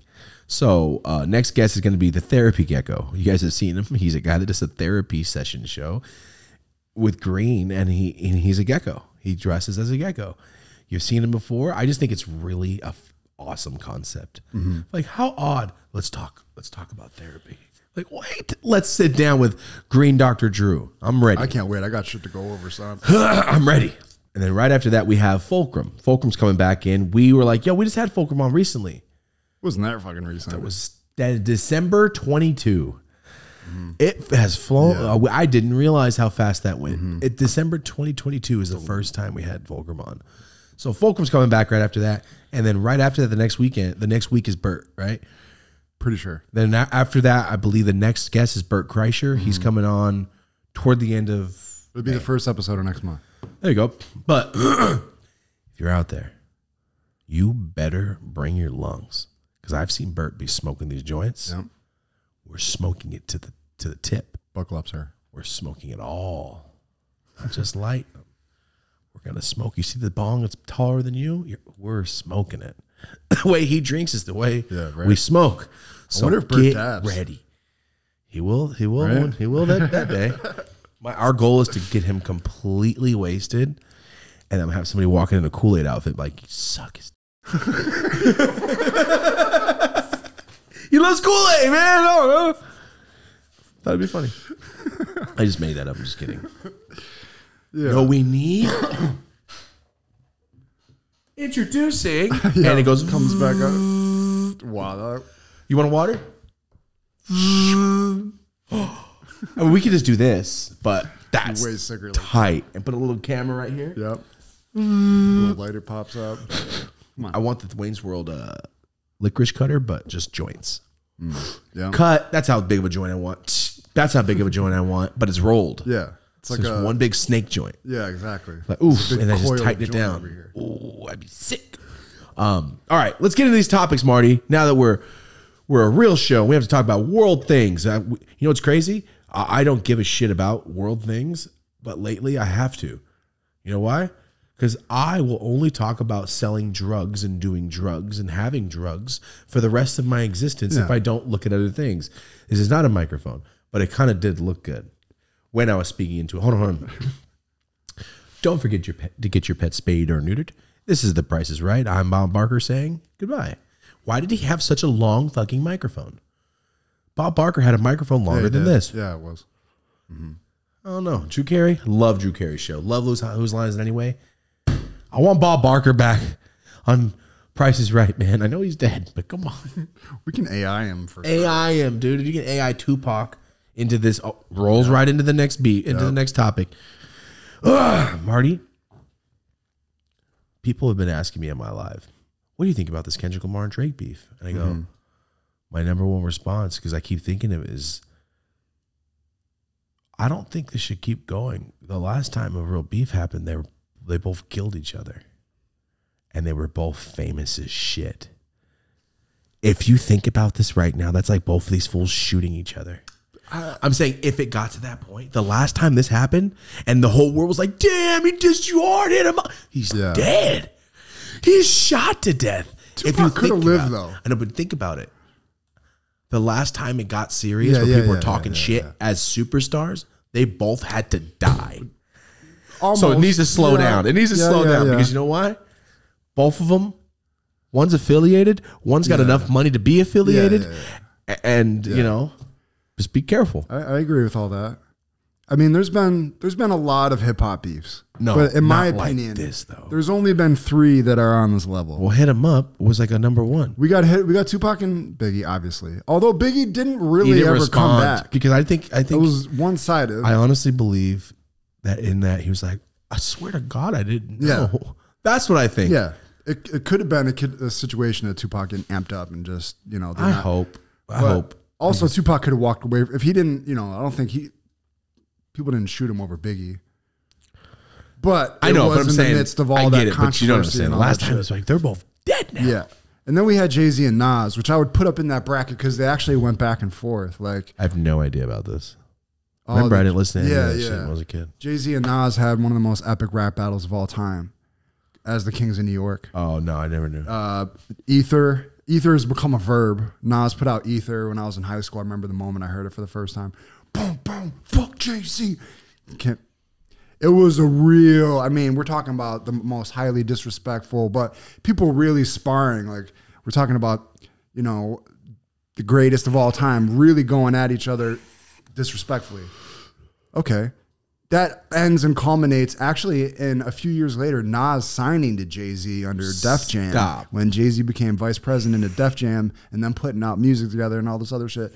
In my opinion, that's the only other battle up on this par of where this one's at. Now, I haven't listened to anything about this Drake and Kendrick shit up until today. Just because I felt like it was corny and I was just not interested. That's how in I it. feel. Corny and not interested. But on the way up here, Social media did that, though. Yeah. It makes it corny and not interesting. Yeah, I just assume it's some Saturated corny it. shit I'm not interested Saturated it. But Could you imagine if there was Twitter during the Tupac shit? It would have been way different. Come on, man. Yeah. Sending pictures. See, I fucked your bitch. Yeah, Here's yeah, a picture of it. You fat motherfucker. What a hard first line. It probably would have. I mean, it would have either deaded real quick or like escalated even more because Social media really wreck shit. artists didn't have their own voice. All that was getting out was what the media was really putting out. Or so like, and that's why I was thinking. I think that's why the Bay Area was popping so hard because Mac Dre, they were putting out the videos. They're like vlogs. Yeah. You could buy them on DVD Yeah. and shit. I think that's why they had such a personality. Like, I get to see what these guys do beside. Like, Yeah. when they go to Hawaii, man, on the scooter. As a kid, I'm like, damn, dude, they're smoking backwards. yeah, because you only see them in interviews and when they put out music videos. So it's different now. I think it's too saturated where it's like, I have to show everybody every piece of my personality to make my music pop in any Yeah. way. It Yeah, used to be for like sure. a little mysterious. What's Busta Rhymes like? Yeah, exactly. Off camera, man. You know, A million and made it so percent. much cooler, and you made it more like, Yeah. well, I'll put out what I want you to see. That's it. And you weren't getting people that were trying to all be the same thing. You were getting somebody who was just coming from their own little reality, basically. That's true too. Do you get a DMX in the internet era that's authentic and rough and No. rugged and raw? I mean, hope. I don't know. I don't know if Do you it's think I can literally hit possible. this through the mic? Might be able to. With my lung power, you think I? No, there's a mic in it. Well, it's not just the phone. I was thinking yeah. the phone. I was like, the mic's like over here. No, it's right there. Technical Thomas. Anyway, okay, so first of all, I respect Drake as a lyricist. I mean, I don't really listen to Drake anymore, but I know Drake can fucking rap his ass off, at least when he wants to. Drake's been out since before my oldest daughter was born, putting him at over 16, 17 years in this shit. Kendrick too, for real. I don't know if people really realize that, but he's been doing this shit probably before Drake. You know, so obviously these are two people I both, as just a fan and somebody who's obsessed with fucking rap music, okay, like, I respect both their abilities to get out there and really do it. I've never heard, okay, so apparently they've been having little, like, back and forth and shit this whole time. The whole start of all this stuff and that, comment it. Somebody leave a descriptive comment, a real one of why this happened and how it started, and I will pin it in the comments of this episode.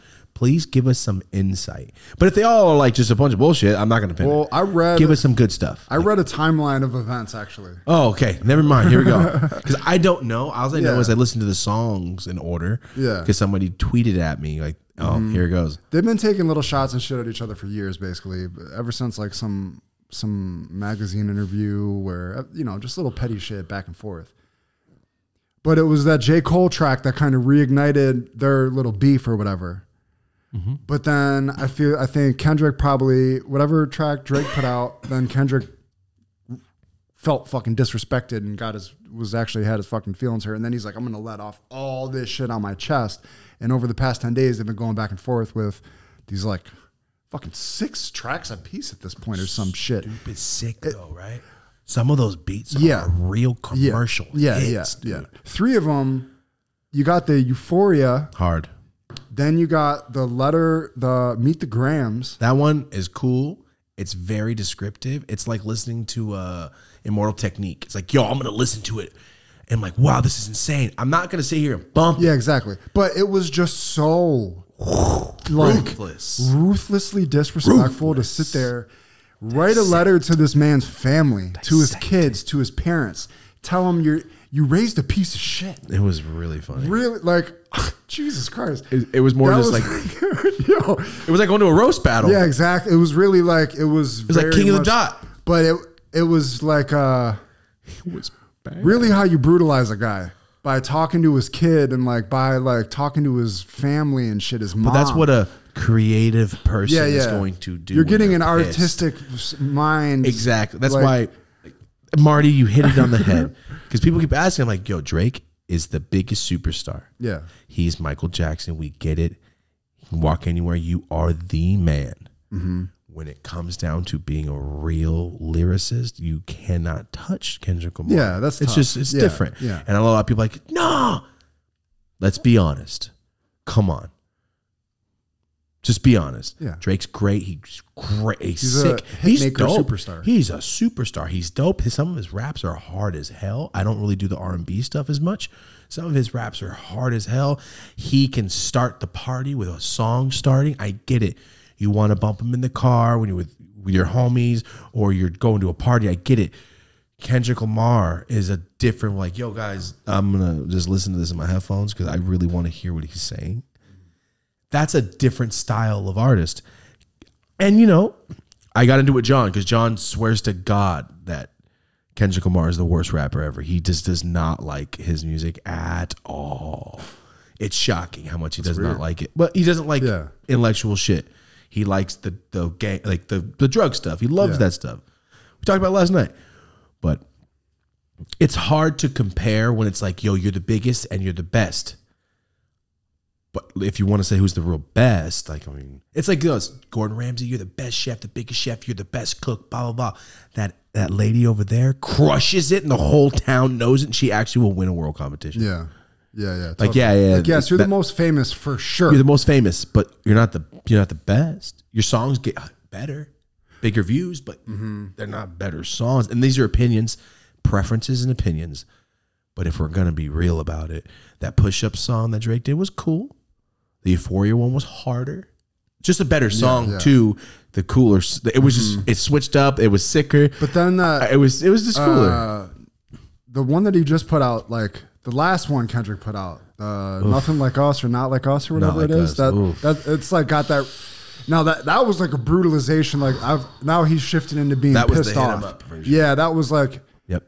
And I think he dropped it like almost the same day as the Meet the Grams, but that was just like That overt. damn song, bro, is so hard. Though. If he's not even talking about Drake, like, damn it, what's he talking about? Yeah. If you can go like this, where you're listening to something, and get a reaction out of a human, that's not just, oh, cool, hell yeah. Like, you got it. Because it's like this, hey, man, I'm going to be super mean and disrespect you. How can I be the most creative way of doing that? I'm going to pretend that the song is me talking to individual members of your family. Yeah, do it. And then at the end, I'm going to talk to you directly. Yeah. Like, And I'm gonna God, kind it was a of pat therapy you on the session. head Yeah, and like, like it's not okay, you kid. know, And the other shit was just like, Drake was great. He's cool, but he ended it like, you would be a competitor if I was a predator. Like, don't say that. You talked about being a predator 4 times in the song. It's like this. Like, I don't smoke weed. I've never smoked. I swear I've never smoked weed. Don't call me a pothead. Like, bro, we know. We get it. It was very denying. Like, when you catch a guy jerking it, you walk in like, I wasn't jerking off. I wasn't. Yeah, the whole thing was very defensive. It was like I just happen to be watching porn. I like artistic shit. Don't look at my dick. That's how it felt. Like, yo, why'd you bring up Millie Bobby Brown like that? Why'd you even say her name? What the fuck is happening? yeah, I'm sure there was like It's very embarrassing to be called that, whether true or not. And I'm sure Drake's like that. I'm a superstar and I'm getting memes made of me about being a predator. What is happening? Yeah. I feel why he's upset. I get Yeah, of it. course. I'd be It turned his tracks were more defensive and trying to just like, because the lyrics are harder. it You wasn't. can't make it better song. He was like Mayweather. He was trying to like be the defensive fighter, whereas Kendrick was coming just throwing all these shots at him, and all he really had to say was call him like an unsubstantiated kind of claim about that he's a woman beater or whatever. Yeah. I don't know, but Kendrick's songs made me go, oh my God. made me feel bad for him. And Drake's songs made me feel like, Commercial. It was a commercial hit song. yeah. And it wasn't, and the Kendrick Lamar happened to be a commercial hit because it was so hard. Yeah. The other ones were supposed to be. They had like it just felt like a Drake song. Yeah. While talking Yeah. shit. That's how he does it though. If you remember back to back, that was a diss song. That was a Meek Mill. Yeah, it was a diss song. I get it. That one was harder. Yeah, that was a hard one. He though. went way harder on that. That yeah, he shit on Meek Mill. with Yeah, that he one. wasn't doing You know that what's to- crazy? Meek Mill got P Diddy, and Drake's like, "I'll wreck you," and then Kendrick Lamar's like, "Yo, you got P Diddy too. I'll wreck you." Yeah. And it's just like the food chain that is happening in these diss tracks, and it's like, "Yo, I'm the shortest little guy, but I'm better than all And of you." I've never heard somebody was accuse a terrible. guy so hard of so many things in a song. So it's like if now our most super rich, famous people creeps and got creepy stuff going on. Yes, of course. Is that Drake? Who knows? But like the shit he was accusing him of, like you have to know something to be putting all that out there. Otherwise, you're insane, and that's like the worst level of defamation you could Yes. do to a guy. I know this though. If you say that I'm a predator about that, it's time to fight. Yeah. One of us has to go down. I have to kill you or something. You can't say that about me. Just it's okay. That's insane. We have to fight to the death. Like not them, but like you guys got a box now. If I was Drake, I'd be like, no, where are you at? We're fighting today. Did you call me a predator? Are you kidding? If someone says something so untrue, I'm going to lose my shit. Especially with that. I'm down for a same day boxing match against Thank you. most people online. Thank you. Like, yo, we're not as poor as we used to be. I'll fly to Minneapolis today just to box you. Not for real. This but was like, one of my questions, oof. though. Who wins in an MMA fight between Drake and Kendrick? I say Drake's a big guy. Isn't he? Drake's bigger. He's probably done a little training, but Kendrick's out of Compton, though. I don't he care. I'm might from be- Merced. I'm not going to beat up Bradley Martin. But He's a big guy, man. I'm just saying in terms of bigness, I don't know. I don't know who could fight. They're rappers. I don't think it's going it's to a get good to that. matchup. It's a celebrity death match on, remember that? The Claymation show? That's what it should be. I feel like Kendrick might actually be wiry and stronger, and Drake might be just soft. I have no idea. I have no These are just clue. speculations from knowing nothing. Yeah, I have no idea. But when it comes down to it, and everybody keeps asking, I mean, it's kind of clear who won this one.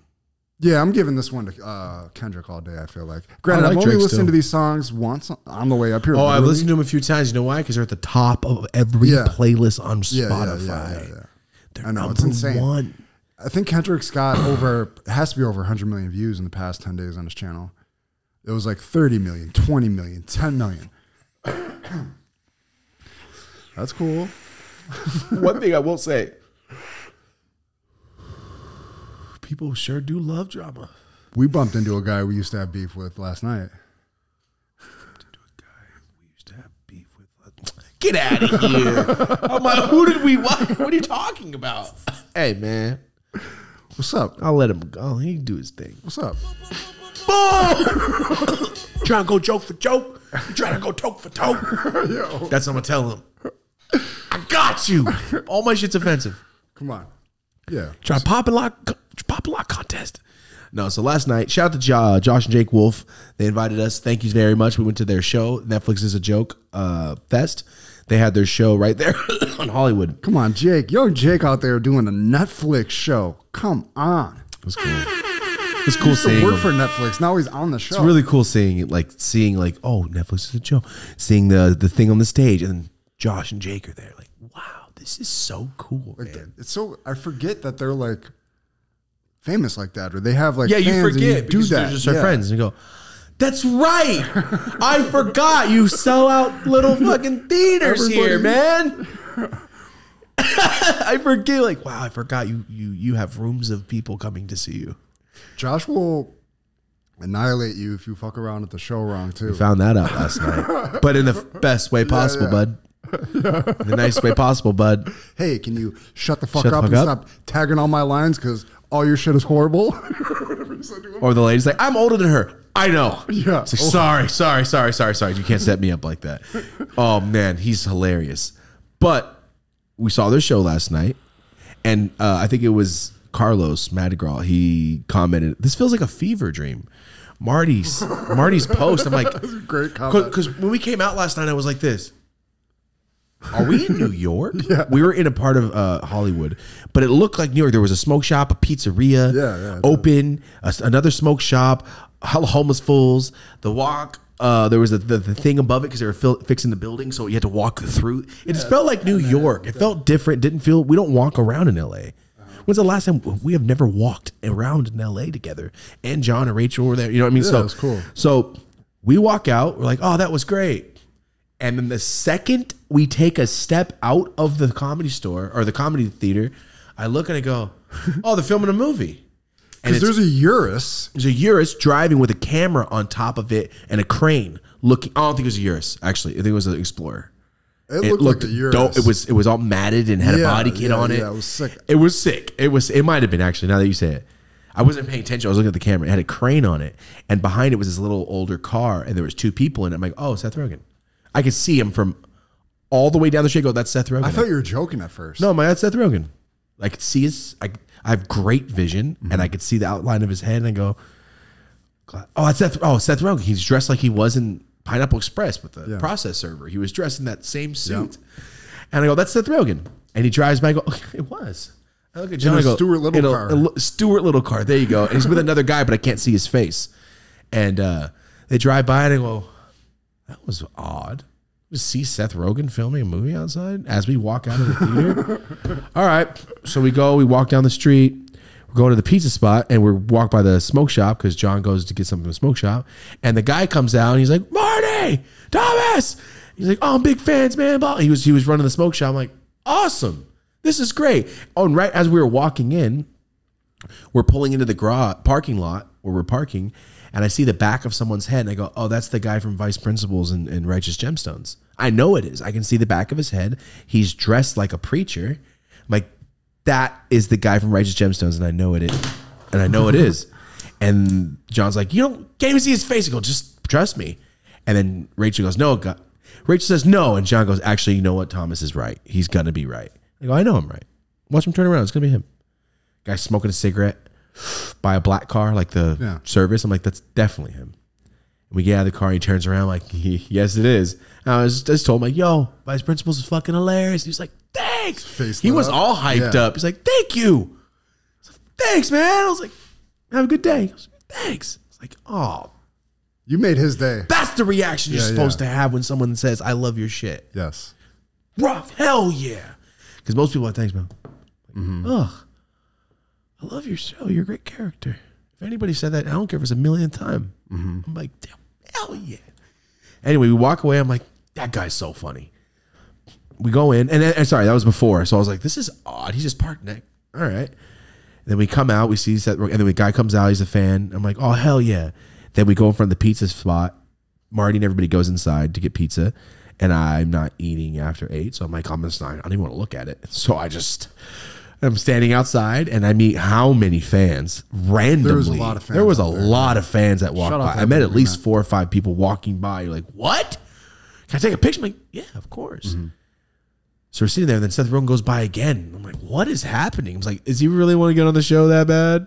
That he had to parade in front? No, I'm kidding. Obviously he did. See, that was a Porsche. Porsche truck. Porsche truck. Porsche truck. So that's Seth Rogen. Is that Joe Rogan? Story time! Is that Who Joe yelled Rogan? story time? April? No, I go, hey, it's that guy from Storytime. You're a jerk. You're a dick. Is that really what you said? Oh my God. Hey, Seth, how you doing, man? Nice to get it, man. That guy from Storytime. Is that Marty, Joe you're Rogan? a dick. Oh my God. Okay, so Okay, do you know who he was with? yes, I'll say it right now. Right? So he goes back, and then we have one joint. John drops our joint. We're talking about how disgusting Hollywood ground floor is. is. John drops our joint. on the ground. I go, oh, I ain't smoking that. Next to Chris Farley's Walk of Fame. Right next to his star. And John tried to convince me that if he hit it with a lighter, it would burn the... No. He would be down for that, I'm sure. So we end up smoking it through my finger like this in the car on the way home. Yeah. Anyway, meet a bunch of fans. And then I met a fan that was in a video, if you remember, giving vapes to fans. And the dude, Giovanni, I'm pretty sure his name is, he runs out of his car. He's like, I'm on break. Mm-hmm. And he's like, I think he's like, I clean pools or something, like pool maintenance. He's like, I'm on break. And then the video of us filming him and he's sprinting away. Do you guys remember that video where I'm giving fans vapes in a park? Anyway, I run into him last night. He goes, I met you in a park. Oh, you were the one running away that you were on break. I don't know how it snapped, but I remembered him the second he said that. Anyway, we're talking, we're hanging out, we're smoking, and Seth Rogen goes by again. I'm like, are they just filming a movie right in the middle of... This is wild. We're extras. We're extras. I'm like, they're filming right. All right. So we go across the street to take the picture that Marty posted. And as we do, and I'm like, I'm going to bust my phone out. I'm like, there's the car again. Seth Rogen's come back. Let's just film it. So that's kind of awesome. Like, how random. What the fuck? How random. Odds? Like, that's very odd. We just come out of the show and see him. So anyway, then you hear Marty yelling, story time. The guy in the car next to him, because now we're on the side that we could see him. I lost it. I'm like, what? I know nobody was like, that's Seth Rogen and some guy. But it was Ike Barinholtz from Mad TV. It was Ike Barinholtz, man. Come on. He's from many more things than Mad TV, but that's my guy. He is hilarious. Looks like Mark Wahlberg. A little bit. A little bit. Anyway, I'm like, yo, Ike Barinholtz, how awesome, right? And anyway, we see him and he drives by. And then the reason Marty brought this up, and the reason why Marty yelled story time, I don't know if you guys remember, we talked about it on season 1 when we were still having a fan under me, and then we realized I was getting sinus infections from it blowing dust into my nose. And why I kept the podcast is because I was breathing dust. So, damn, I keep forgetting I have to get on a plane later. So anyway, one time, I know not one time. I know these people. Here's a little story. Here's a story time about story time getting stolen on story time. Jesus Christ. You like that? And start the story time. Quick one. We'll end it. No, we got some more shit. Damn. Quick. Ready, go. Go. Ready, go.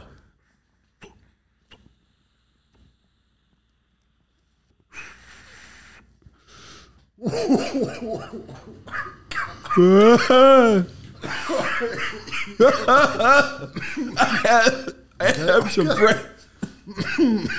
I have some friends that work with Seth Rogen.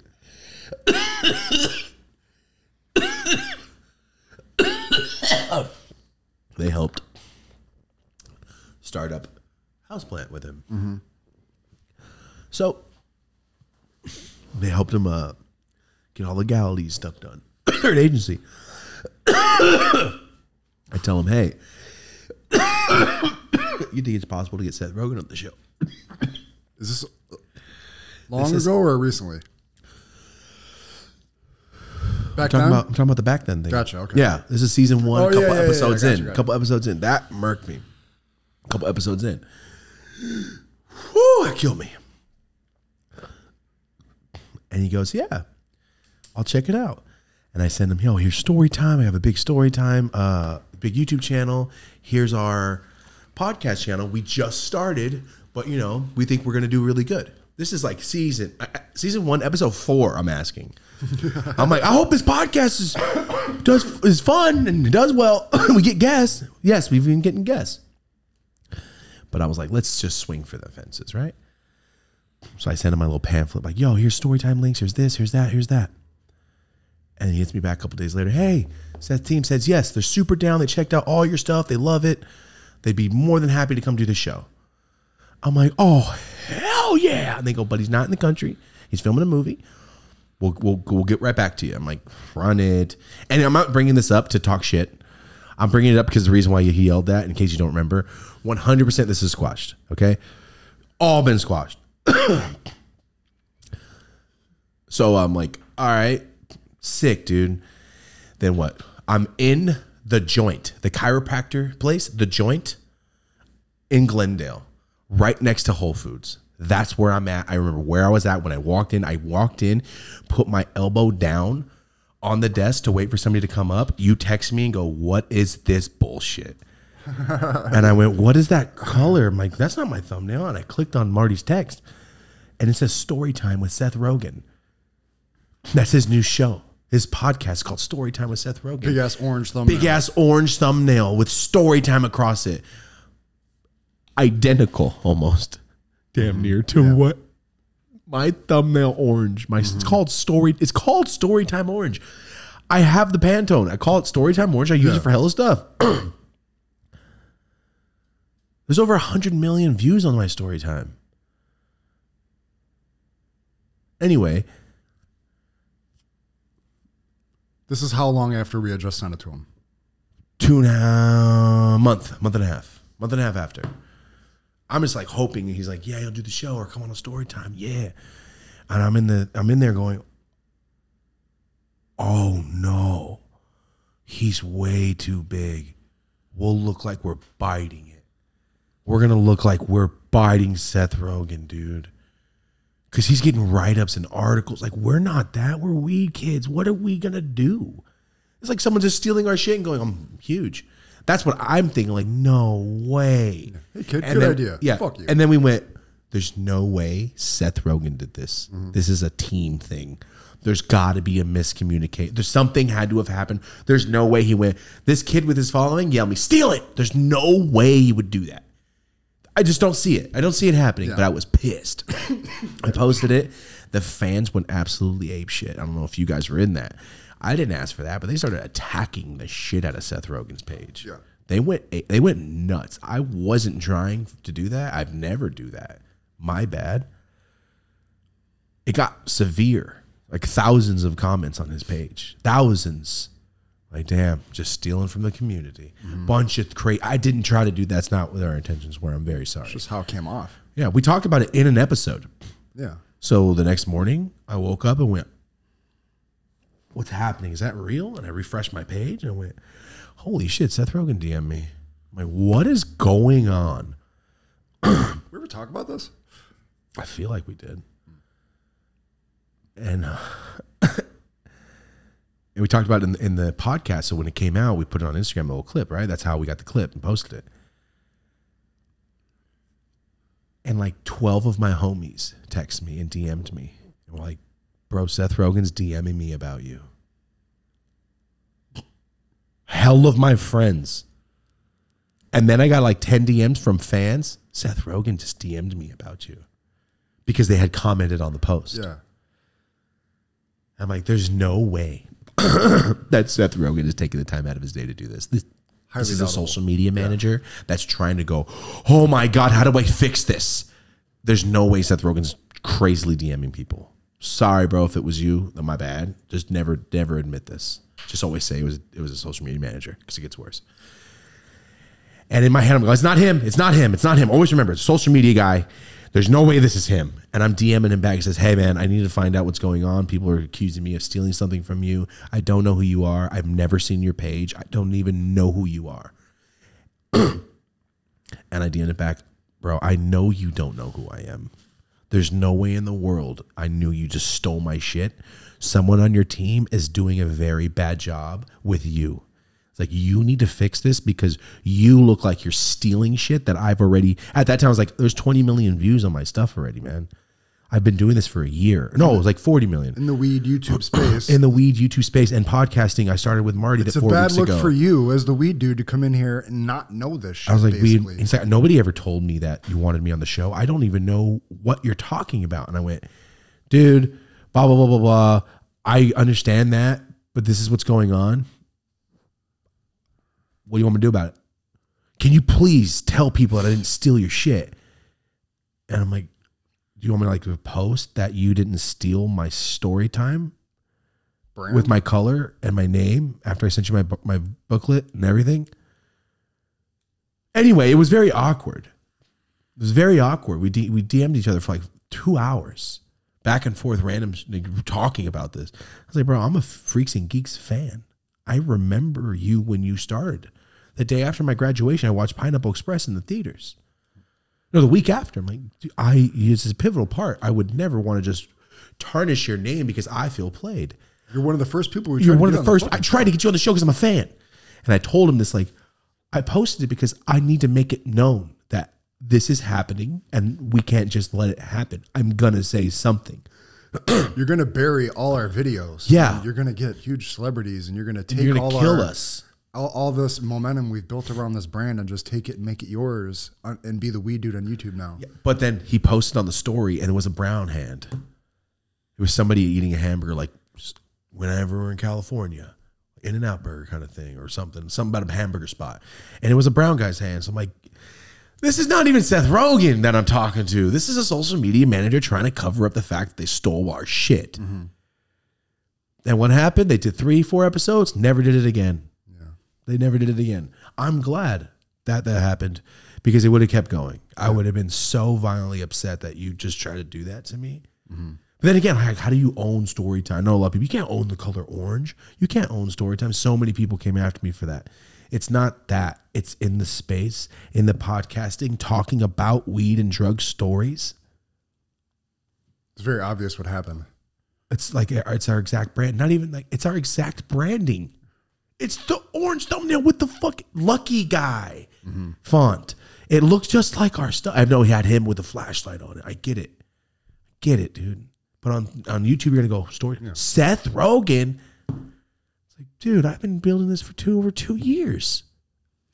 I'm known as the storyteller on YouTube, man. You're trying to avoid all the hard work of starting your own brand, gaining momentum on YouTube, getting good search results under this term, building it. You're trying to skip the line and doing all that work when you're already rich and famous. And we're like some underground indie shit over here.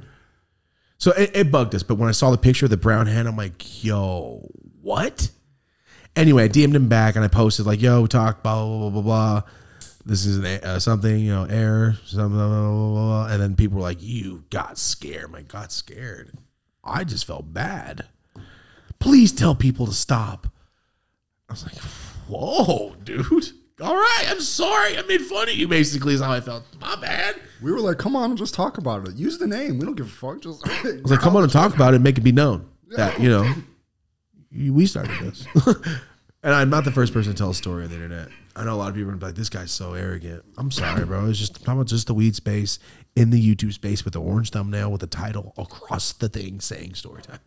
It's our exact shit. And my shit was called Storytime with Yola at the time. Yeah. Weeks after. For the whole season 2, it was called Storytime with Yola, and I changed it because it was too many words. Yeah.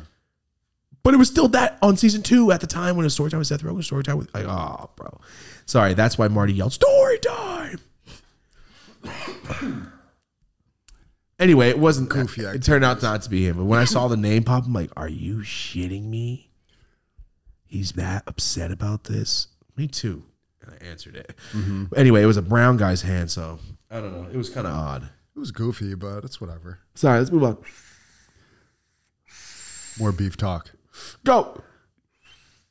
We just both watched in full the 10-hour Tom Brady roast. Okay. So Rosie and I sat down on Sunday. We put on Netflix, and it said Tom Brady roast. You go, what?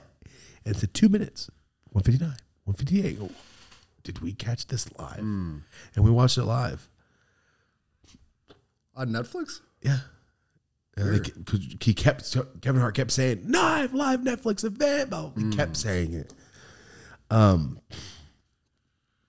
It was funny. It looked like at the beginning Tom Brady was going to cry in the first couple of minutes. Like you could see like watery. But I don't know if he was laughing or like, this is what it's going to be like. I don't know. No, it's like the first couple shots of them like coming at his family and his wife and all the shit. Those are going to open you up a little bit. Once you're bleeding, you know what I mean? You're already bleeding. That's a good way to put it. It was funny. I thought it was one of the funniest roasts I've ever seen. Really? I was impressed by it. It was funny. I thought the football players were funniest. Yeah. They were, some of them were. Can we just say, right now, can you pop up on the screen, Drew Bledsoe talking, just no sound? Not right now, when the edit. And then Dangle from Reno 911 talking. Distracting. They have the same energy and the delivery face and the drunkenness and the face. It's kind of weird. Drew Bledsoe talked like an actor. He talked like a comedian. Yeah, he did. In character. Yeah. Drew Bledsoe's hilarious. He realized how ridiculous the whole scenario is for him, and he played the guy that is that guy in that scenario. It was so good. Yeah. Drew Bledsoe was one of my favorite people of the night. He is Dangle though, from Reno 911, and I need somebody to cast him to play a drunk uncle. I could see that. Oh, drunker older man. I could see that out of random Ben Affleck showing up too. He had that vibe. Ben Affleck walked up, screamed into his Xbox mic, "You think it's fucking funny? Oh, we're the best dynasty." Shook no one's hand and walked away. Basically, yeah, that's what happened. That was insane. He basically said everything but what slurs. And yeah, he was so upset about people talking shit about the Patriots. He said it 12 times. It got redundant. And then he just bounced. He had no script. He just came out there and professed his love for the Patriots in Boston and bounced. What was the he was making fun of Robert Kraft when Tom Brady Jeff Ross. Jeff Ross made a massage joke to Robert Kraft. I don't know if this is still in there. I watched the live version. Yeah, it was. Oh, it was. But he walks up. I thought it was a joke at first, and then I could tell it wasn't a joke. He walks up to Jeff Ross and goes, "Don't say that shit again." And then I watched a clip from Andrew Schultz on a podcast breakdown, and I guess on Flagrant he talked about it. And he said Tom Brady specifically said no Robert Kraft jokes to everybody on the dais thing. So Jeff Ross still did it. Yeah. Yeah. It was funny, dude. It was They funny. should have fought. Jeff Ross should have kept going with it. Jeff Ross, what did I say? He looks like if Dr. Evil got hella fat and then got hella skinny. Yeah. Then did Ozempic and got all fucking weird skinny. Weird skinny. What was it? Yeah, I lost 150 pounds. Remember when Fat Bastard gets skinny at the end of Austin Powers? Sorry, now my neck looks like a vagina. It just wiggles. What is it? I went on the Jenny Craig diet, lost 150 pounds. What does he say? You guys know. You know what I'm saying. All right, go ahead. Jeff Ross dodged a canceling, right? From what? From being like an underage style actual have canceling. no clue. Yeah, I think he did. I was almost surprised to see him out there. Really? Mm-hmm. I have no idea. Oh, all right. Well, then maybe it wasn't that big of a deal. I don't know. Damn, I just looked in the camera. My hair's all 70s soft. Looks dumb. It just looks like this. Yeah. It looks like ventriloquist hair. Does moose still exist? My mind Yeah, used to they do that shit. People running use that. in the forest? You know Or what I'm talking moose. about? I'm just kidding. Yeah, Is that still a thing? Yeah, where you go. It's like shaving I used to powder? put so much in my hand when I was a kid because I thought it was cool. Yeah. And I would cake my hair. No matter what I was doing, I would cake. You know what I used to do in the 6th grade? I would slick all my hair down, back, and the front I would Straight be up. hella high. Yeah. Not like a pompadour. Like a dumbass Like little a 90 Mexican degree kid. angle? Yes. Yeah, I remember like that. me, like there's something about Mary style. Yeah. Just straight up. It that was just- a thing oh, for a minute. Yeah. Oh, I don't know why I did it. I didn't see other kids do it. I just thought it was cooler. I used to flick up the front Yeah. with gel and Yep. moves hard. Or the LA gel. What was LA that one? LA looks. LA look. Yeah. And it had all the sparkles in it. I'm like, let Yeah. me get the blue. But the yellow's the strong, I think. The colors were so yeah. sick. But the pink was just so dog shit. It didn't do anything. I don't remember that. I don't remember, but I remember putting hella gel in my hair as a kid. And it looked like shit, dude. Yeah, It yeah. always looked so stupid. Real dumb. Real dumb. And my mom was like, yeah, get out of here, stupid. Like, why didn't you stop me? Nobody stopped me ever. My hair was so stupid. Yeah, there it goes. Anyway, a Tom Brady roast. Yeah, it was funny, man. It was good. It was good. You was want to pretty really impressed. laugh? You go watch the James Franco roast. Go really laugh. Because Bill Hader plays president of Hollywood. Andy Samberg's is so damn funny. And the Norm. When Norm's, I can't remember who they roasted, but when Norm just holds the newspaper the entire time. Roast of Bob Saget. Gilbert Gottfried, he goes up there and just talks about horrible murders that Bob Saget's done. In 1985. And he just says it like it's real, or could be, I don't know. but he says it like a police report. Strangled and murdered. And that's all he does is say things that Bob Saget may have done. I think I Go remember watch that. the Bob Saget roast. Oh my God. Sorry. Did Anyway. Gilbert Godfrey die? Yeah. Yeah. Damn. Thiago. He's dead. All right, let's go. What's the next? Oh, yeah. Moving along into also a similar thing. I watched Cat Williams' new comedy special. Highly, extremely disappointed, if I'm going to be honest. I haven't seen it. I asked Marty. He goes, I just didn't like Pimp it. Chronicles is one of my favorite specials of all time. And I just feel like Cat Williams is one of those guys who can get away with saying anything just because his voice and his inflection's so funny, and just him as a personality is so funny that anything he says is funny. So he will forever always have that. But I just felt like there wasn't really any real laughable moments. It was just kind of like just talking. It was just like just on paper, if you were to read it, there No funny parts. No punchlines. like craftsmanship of jokes, like setup, punchline, joke, funny part. I ended up just turning it off, and I was really looking forward to it when I realized it was there. Because his last special is like my last favorite special, damn near. I just went back and watched Pimp Chronicles. It's still fucking funny. That sucks. I haven't watched it. So give it a watch, see what you think. Maybe I was just in a shitty mood or something, but I don't know. Sometimes, like with music, after like the 5th time I listen to something, I'm like, oh, I actually really like this. Okay. I said this last night to John. No, to Omar 2 nights ago. Schoolboy Q, I love. Love every album. It always takes me 2 listens to love at first I go, I don't know, man. Like, I didn't feel like I was like hyped up on this album. Every Schoolboy Q album. I don't know why. I think because I'm always listening to just lyrics at the beginning. Every time I'm always listening to what they're saying. Only I'm not listening to anything else. I just want to hear what you're saying. And Schoolboy, I don't know what it is, but the second time, like I've been bumping this new one constantly. And I knew it happened I always buy albums when they come out. But I haven't done that since I moved to LA because I don't really get CDs anymore. I would buy every CD when it comes out. Every time I listen to Schoolboy Q, I'm like, yeah, that was sick. And the next time I bump it. Then I always bump CDs back to back. Okay. I'll hear it once and play it again. Every time. If I have the time. Or else not, I'll just wait. Like my homie gave me like, I have an unreleased Mac Miller album I told you about. My homie gave it to me for my birthday. Jesus. He used to work with him. And he's like, you can never leak it. You can never post it or ever email it. So I have it on a hard drive just somewhere randomly. I haven't heard it yet. I've only heard two songs because I haven't had the time to sit down and listen to the full album, dude. It's really what it is. I have to have enough time to sit there and listen to both. And I feel like I don't have that much time to sit there and listen to shit. It's kind of lame, actually. I need to just download it. We just listen to it. Yeah. I have it on a hard drive on a disc, on a like a little 1 terabyte thing. It's pretty cool, man. I've read all the names and I'm like, oh, this is sad.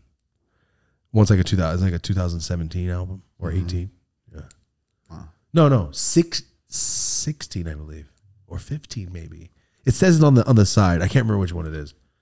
But yeah, dude, my homie gave it to me for my birthday a couple years ago. It's pretty cool. They're not gonna ever put it out? A couple of the songs have been released actually, but at the time it was unreleased as hell. Yeah. You know what I mean? Like it wasn't anywhere. And then also in Rap Beef / hypothetical fight to the death, we got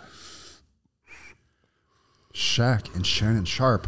Hours before this episode is filmed, what is happening? Shaq drops a diss track on Shannon Sharp for Shannon, I guess, disrespecting him on his podcast or something. Shaq posted a giant block of text and then followed up with an actual diss track to Shannon Sharp. Now that's all well and good. Who wins in an MMA fight between Shaq and Shannon Sharp? Okay. How tall is Shannon Sharp? If he's over 6'4", I'm talking about just for range. Is he over 6'4"? I think he's right around there. 6'2". Oh, Shaq. Yeah, he's so much bigger than him. I take Shaq. Oh, dude, Officer Eastman's way bigger than Shannon Sharp. Look at that picture of him right there. He looks like Oh no. Officer Eastman's bigger than that. Jesus Christ. He's shredded. He's just as shredded, but he's way bigger than him. But that's the kind of fool that he is. Just a beast. Shaq just bear hugs Shannon Sharp and takes him to the ground. I think a fight in the street, Shannon Sharp takes it. I think a fight in a cage or a ring, Shaq takes it. Because once he presses you against a ring somewhere, you can't bend Shaq off you. Shannon Sharp's been tackling fools and throwing fools around his whole life. Not Shaq. 380. Shaq hasn't been doing that though. So I'm Shannon's talking more about in a ferocious. fight to the death. It could be to the death. Oh, sorry, you said MMA fight. In an MMA fight, Yeah. I think Shaq takes it. Just because once you get to the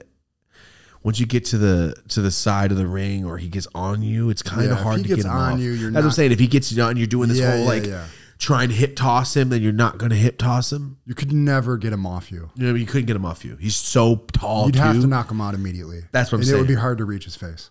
If he's 6'4", I say he could jump up and knock him out. But 6'2" on a 7'1" guy, that's a foot jump up. Yeah, literally. That's hard. It's possible. Very He's possible. super strong. No, he's very possible. I think Shannon Sharp will be the one to do it. And Shaq, if he had to. If you ankle pick Shaq, he's falling super hard and breaking a then- leg, yes. But I think you don't even go down. I think if he goes down, he's going to lay on his weight on you. Yeah. You have to imagine, he's a giant How much man. does Shaq weigh? 375 at least. 370. 324. Oh, he's got. Is that Shaq now? Is Shaq lean? Shut up. Is Shaq buff right now? I'm taking Shaq. I'm taking Shaq. I didn't realize Shaq was all jacked right now.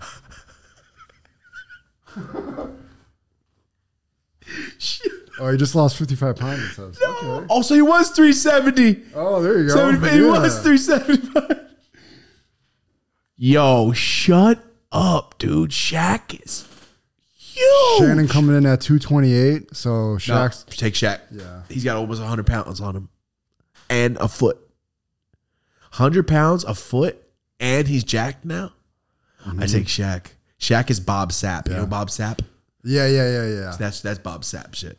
I take Shaq. Shaq's mad at himself too, I feel like. I feel like he's always, he put out damn near a very worrying, cryptic post like 2 days ago. Just his whole situation with his wife about What's going on? Oh my God. you been roasting that thing. There's nothing in it. There's no pod. I was ripping it. Like, why does it taste like pod? Oh, there was no pod in it. That was dumb. See, new definition of podcast round. Podcast. Go. Marty over here just flipping words. Go. He lost his wife and his kids and all that, and he's For been what? For cheating? on him and all that type of stuff. This was a long time ago, but he's still posting like something to the effect of, "I wouldn't have loved me either. I totally get it." Like, I think they broke up like 12 years ago or some shit. I have no idea. I can only imagine. It's got to be horrible. But he's got that in him. I don't know if Shannon's got that. On top of being Jack Shack now. Nope. Jack Shack. Jack Shack. Right? Or the Shack. It sounds like a. Have you ever noticed how these restaurants have these horrible names? Yeah. Five Guys. Hold on. What's the one with the box? Jack in the Box. They'll be next to each other. Five Guys, Jack in the Box. In and out. In and out. Yeah, right? The fuck? Some subliminal shit going down with these chains. Didn't think about that. Five Guys. Marty, get out of here.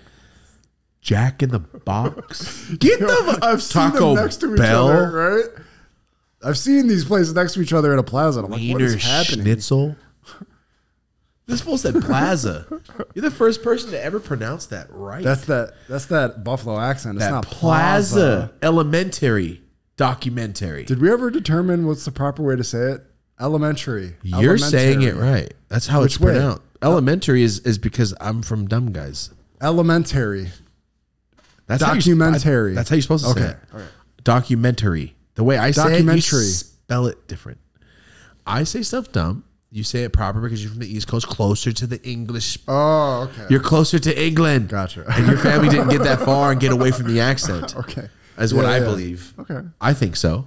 That's why when people say pizza in Boston, they say pizza. yeah, weird they say shit that in like England too. Oh, okay. My grandparents came You guys over are that still boat, indoctrined. right? Huh? My grandparents were on the boat. So you're right. Mine or swimming next to boats. There are. Yeah. Or in a truck. All right. Let's go. Move on. Let's move on. What's the last ones? Okay, so now getting back into more actual fighting, some light UFC talk. It's going to be a big month in the UFC. There's a bunch of fights that I'm interested in coming up. Who? We, first of all, may or may not be having motherfucking Chito Rivera coming in on the show because Thomas booked him via Instagram. I'm excited for that because he smokes. We're working. We got a lot of people on the UFC list. We're trying to book them. Sugar Sean will be coming on the show. And that will David be Diaz, happening. right? Yep, the Bare knuckle bare boxer. fighter. We got all kinds of people that were working in this UFC circuit. Now, for everybody that knows about this stuff, John Jones, long time considered one of the greatest fighters of all time. Cocaine Bear. Go ahead. Yep. Now he's been out. John Jones has only fought. I've been watching UFC for like 10 years. I've only seen John Jones fight like twice. It's very frustrating. He only fights beast. like once in a while. There's always an issue. He's always getting popped for something. He's supposed to come back and fight soon. Okay. And he wants to come back and fight Stipe. Stipe is like his legacy fight that everybody wants to see aside from like another DC fight or some shit. Okay. But Stipe's not the champion. You know, in the UFC heavyweight champion in the weight class, it's the dude Aspinall. I don't even know who that is. I haven't watched UFC in so long. Yeah, I don't mean, know. I watched the last one, 300, the whole way through. Yeah, So fun. yeah. Sick. So fun to watch. So it's like, should he automatically come back and fight for the belt? Or does he No. come back and have a moral fight against Stipe? Yeah, you have to have give a the fight world first. what they want. Yes. Yeah, no, you can't just come back. You can't miss practice and be like, yo, I'm starting today. Yeah, it is true. They do let him. They've let him do that every He's a time he comes superstar. back. He's He a fights for the superstar, belt. though. It's the weird thing about You know what? Actually, yeah, let him fight for the belt. It'd be more exciting. And he's going to beat the shit out of whoever he fights before the belt. John Jones. He's going to go, hey, you know I'm going to elbow you in the face in the next 10 seconds. And then at second 6, he knocks him out with an elbow. Yeah. Splits their face wide open. He is disgustingly dangerous. Is that him now? I remember All right, Marty, ready? I stopped watching the UFC when John Jones, right before he got busted for coke. Oh, it's like a lifetime ago. Right before, when he was still like the Athlete. Conor, like he would do that athlete, stuff, come yeah. in, be gracious, nothing ever happened. He never got in trouble. He was never on the news. Yeah. And then I stopped watching and I was like, got busted for coke. Is that why he was splitting people open? That's what I thought because I was already like not watching Yeah. UFC. That's how long it's been since I watched. Whatever year that was. He is massive now. Yeah, he's a monster. I mean, he's just like Eastman. I mean, he's got both his brothers are in the NFL. Like, Really? yeah. Oh, I didn't know that. Yeah, his brothers played for the Patriots and I think Cowboys or some shit. Damn, look how big he is. No, Yeah, he's you a ain't monster. fighting And that he's dude. insane. John Jones is like, When you know you're superior physically, Yeah. you can really start practicing on like, I'm going to be the best fighter yes, too. What like are you a going to ninja. Yeah. do? Yeah. And Stipe is like a goon. Like Stipe is out of Cleveland. Stipe is like an active firefighter. I'm pretty sure he's been the heavyweight champion for a long time. Stipe, DC, John Jones, all kind of in the same bracket. You know, I don't really know Aspinall that much, so I'd kind of want to see Stipe. And John Jones says he's only fighting Stipe. He doesn't like that's who he's been training for. That's who he's coming back again. So I would get super excited for that fight. Then coming up next, we got a free UFC. Oh. Speaking of another Jones out of New York, Jim Jones, the rapper. Stop. He flipped that man with look ease. at how he flips this dude down with this elevator. ease. Hold on, real quick. Right there. Flip.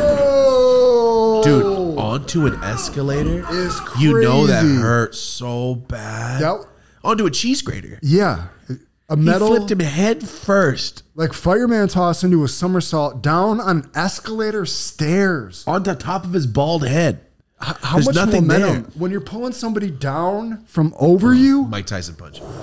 Tyson punched him on the top of the head right now. He One more got time, hold on. Let's he watch got- Jim Jones body slam this fool down an escalator. If that person wasn't there on the right, Yeah, he it would have went hit over. full force. His head might Wait, have- he's fighting two people? Yeah, there's two dudes. I only saw the quick clip and I never see the whole thing. Yo, shout out to the guy for fighting back. I guess. Nah, shout out to the dude for fighting back. Yeah. But look at him. He's like, At the escalator, arrival. yo, Jim Jones is hulking out on this fool. He's standing up. These cops are walking very casually towards us. Oh, he busted his head? Marty, thank you. I haven't seen this clip yet. You might actually open your head wide open on He the did. escalators. Like, This whole he was Yeah. cut. Oh. Yo, shout out to the dudes for fighting back.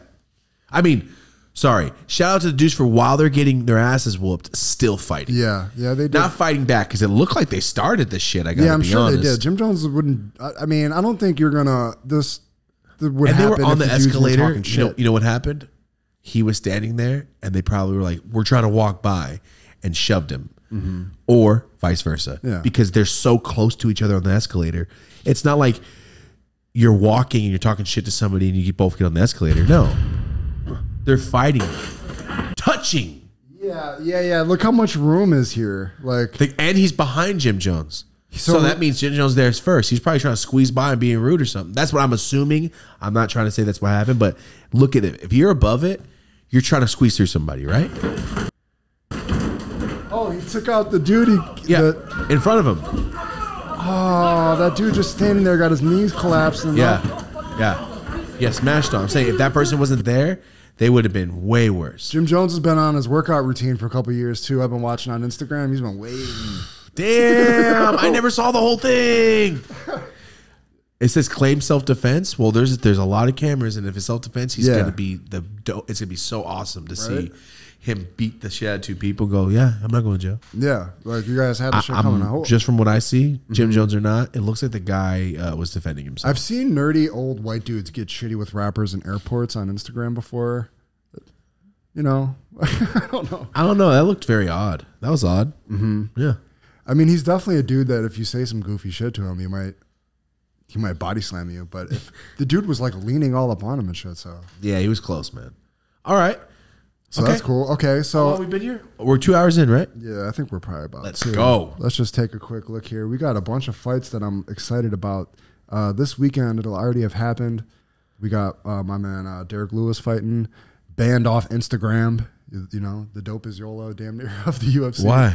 He got banned off Instagram just for his fucking memes and talking shit. And Really? yeah, you know what I'm talking about, right? Yeah, I know Derek Yeah, Lewis. he's funny as shit. Then we got Ralph my man- Barbosa? Yeah, we got Ralph Barbosa coming in with the leg kicks. Now, followed by that, we got Makhachev and Poirier, which is going to be That's gonna be sick. a crazy You fight. mean Makachev and Cam? That's what he reminds me of. Yeah, then we got Robert Whitaker and the I forget the dude. Chimay? Chimavava, how you pronounce it? Another McGregor's. Wait, what? yeah. So McGregor Chandler got scheduled for June officially for UFC 302, I believe. What? It is. So Michael Chandler, McGregor, Oh, that's gonna be cool, man. I'm excited to see him fight. that's been in the air He's for the a actor, long right? time. He's the actor guy, McGregor. Yeah, He's the guy from guy- Roadhouse. yeah. Gotcha. That's how you probably know him. Yeah, we're talking about the guy from that movie. He was the best part about Roadhouse. I didn't He was a see that perfect '80s mean guy. Hey, I Give didn't me see your a stuff. clip. I didn't see anything from that. it was a bad movie. That's why it was. I mean, no, it was a perfect '80s movie.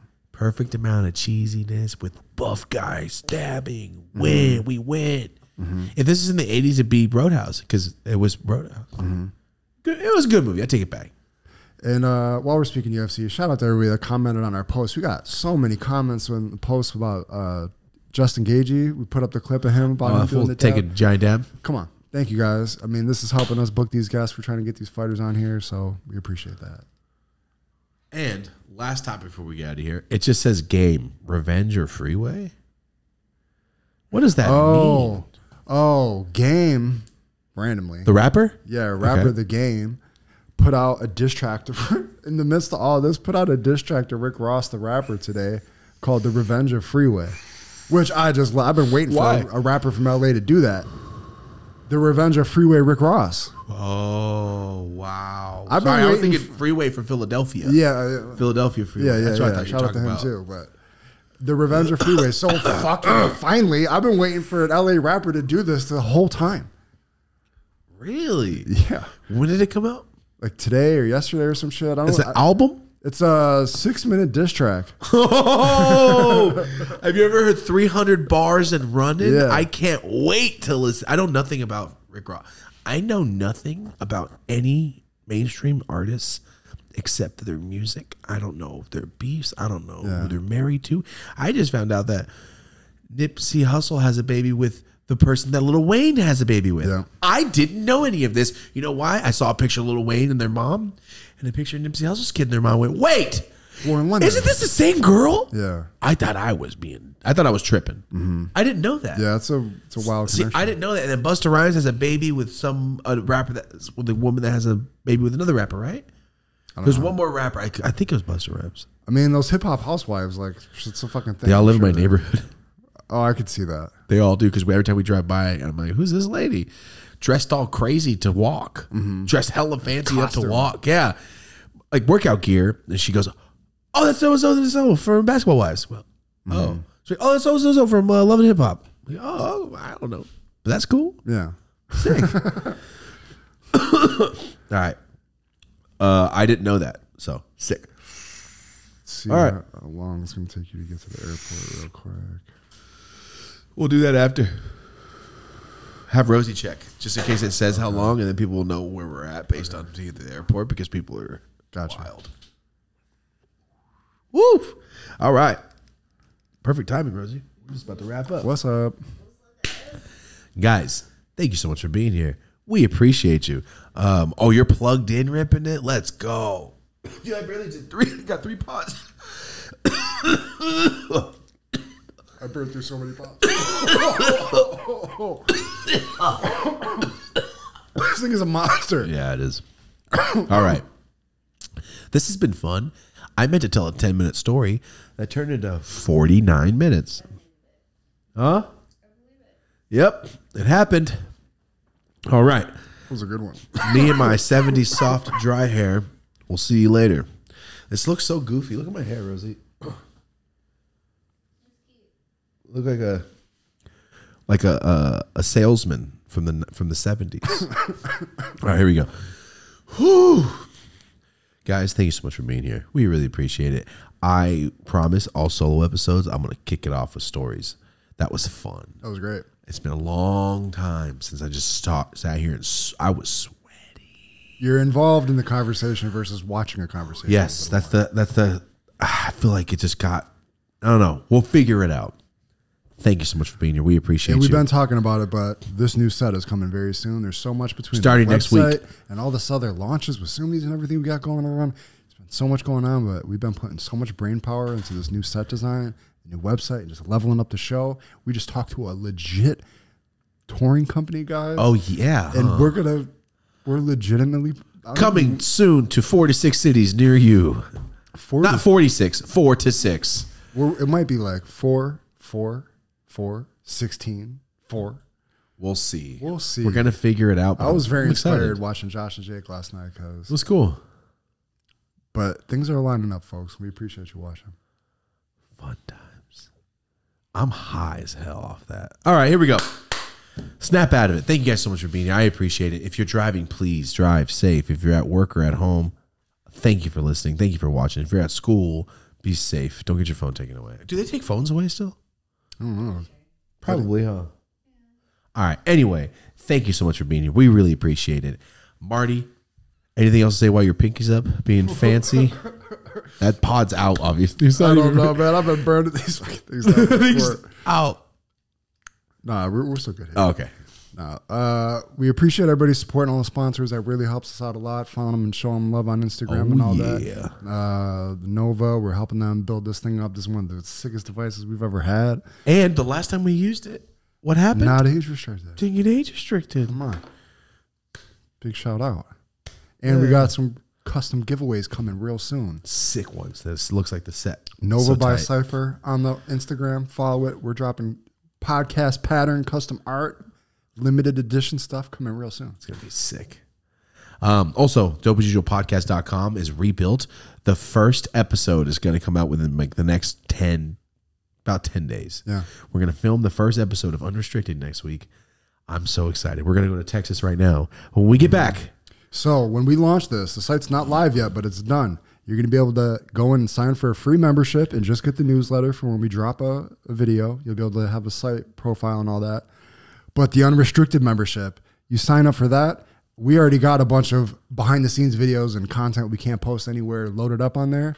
We're going to keep concurrent posts of that going, plus these new weekly unrestricted episodes.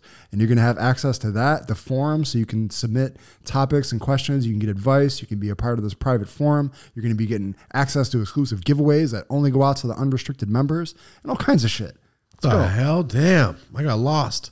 I would have remembered all that. It's I would so have remembered much all more. that. I just spaced out so hard when It's you were such a talking. level up for just us being able to interact with the fans and put out content and not have to rely on all these social media And companies. it'd be so fun. Like last night, I filmed myself bagging up mushrooms to give to Josh. I didn't post it anywhere because I was saving it for unrestricted. Going up on because we can't really post bagging up mushrooms. Yeah.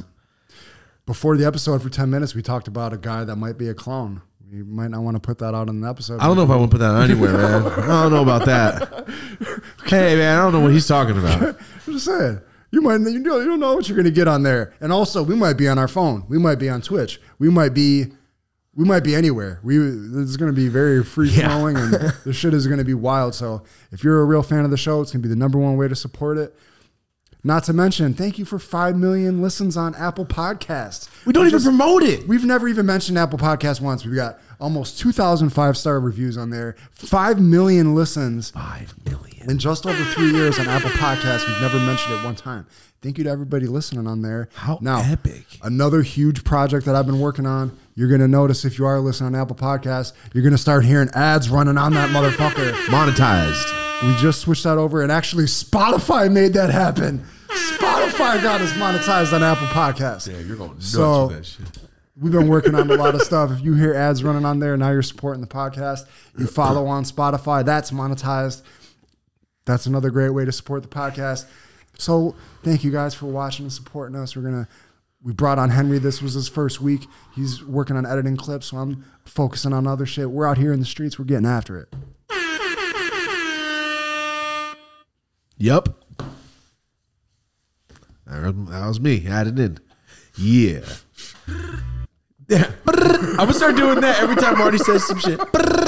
You know how when rappers in rap battles, when they're roast battling, and your mom and his homie comes up, Yeah. that's me. Like, every time you say some sick shit. I hope I remember to do it. That's the thing. It's going to be hard to remember. Then I'll watch this episode next week. Oh, yeah. Damn it. Fuck. I like it. I like it. That was a good rip. Rosie, did you pack everything up? We're ready? See? It works. Yeah, it does work. Hold on. Did you bring the rig? Yeah. Let's go. Thank you. Whole table breaks. Because Trent took out 2 screws right here to take the front off, and one time we went, and the table went, Lean back. what happened? I was thinking, could you imagine while we're doing an episode, the table just falls apart during the guest? Falls in your lap. Camera's all knocked over. Rebuilding the table, new table coming too, guys. The whole set's getting changed. This whole thing's moving. The walls are changing. Everything's changing. We're moving the set. It's going to be awesome. There's going to be depth again. I'm so excited. It's gonna look great. Different lighting, different moods. This is sitcom lighting where we're fully lit. Just wait. I'm Does excited. our new mood board have about 300 images on it that I've been psychotically putting together? Possibly. We're happy to be here doing this shit, folks. Almost hit this with no pod in it again. Actually, hold on. We gotta end this at the airport. All right, guys. Thank you so much for being here. While Marty rip that, guys. Thank you so much for being here. This has been the Dope as Usual podcast. Thank you so much for hanging out with us. Thank you for chilling. If that first story was fun, yeah, it was fun. It was fun for me too. Glad you didn't get shot. I really, really, really feel like I've told you that story before, but you would remember. I would remember that one. Yeah, you would remember that. And I can't wait till somebody goes, you did talk about it to Marty in a live once. And you're going to be like, I'll never forget that. And then we're going to clip this. Oh, I would remember that. I would be impressed if that was the case. I don't think so. It's possible. I don't fucking think so. I remember that. Anyway, thank you so much for being here. Twitter, Instagram, the Clips channel. Thank you so much for supporting. DopeAsUsualPodcast.com will be live next week. Super excited. Marty, thank you for being here. Rip that while you're charging, which is awesome. Thank you guys so much for being here. We really appreciate it. This has been the Dope as Usual podcast once again. This is Marty O'Neill. I am Dope as Yola. Have a dope ass day. I'm just gonna do Are you about to do it? I just smacked the shit out of my head. I was trying to hear the fucking. Good shit. That kind of hurt. What the hell?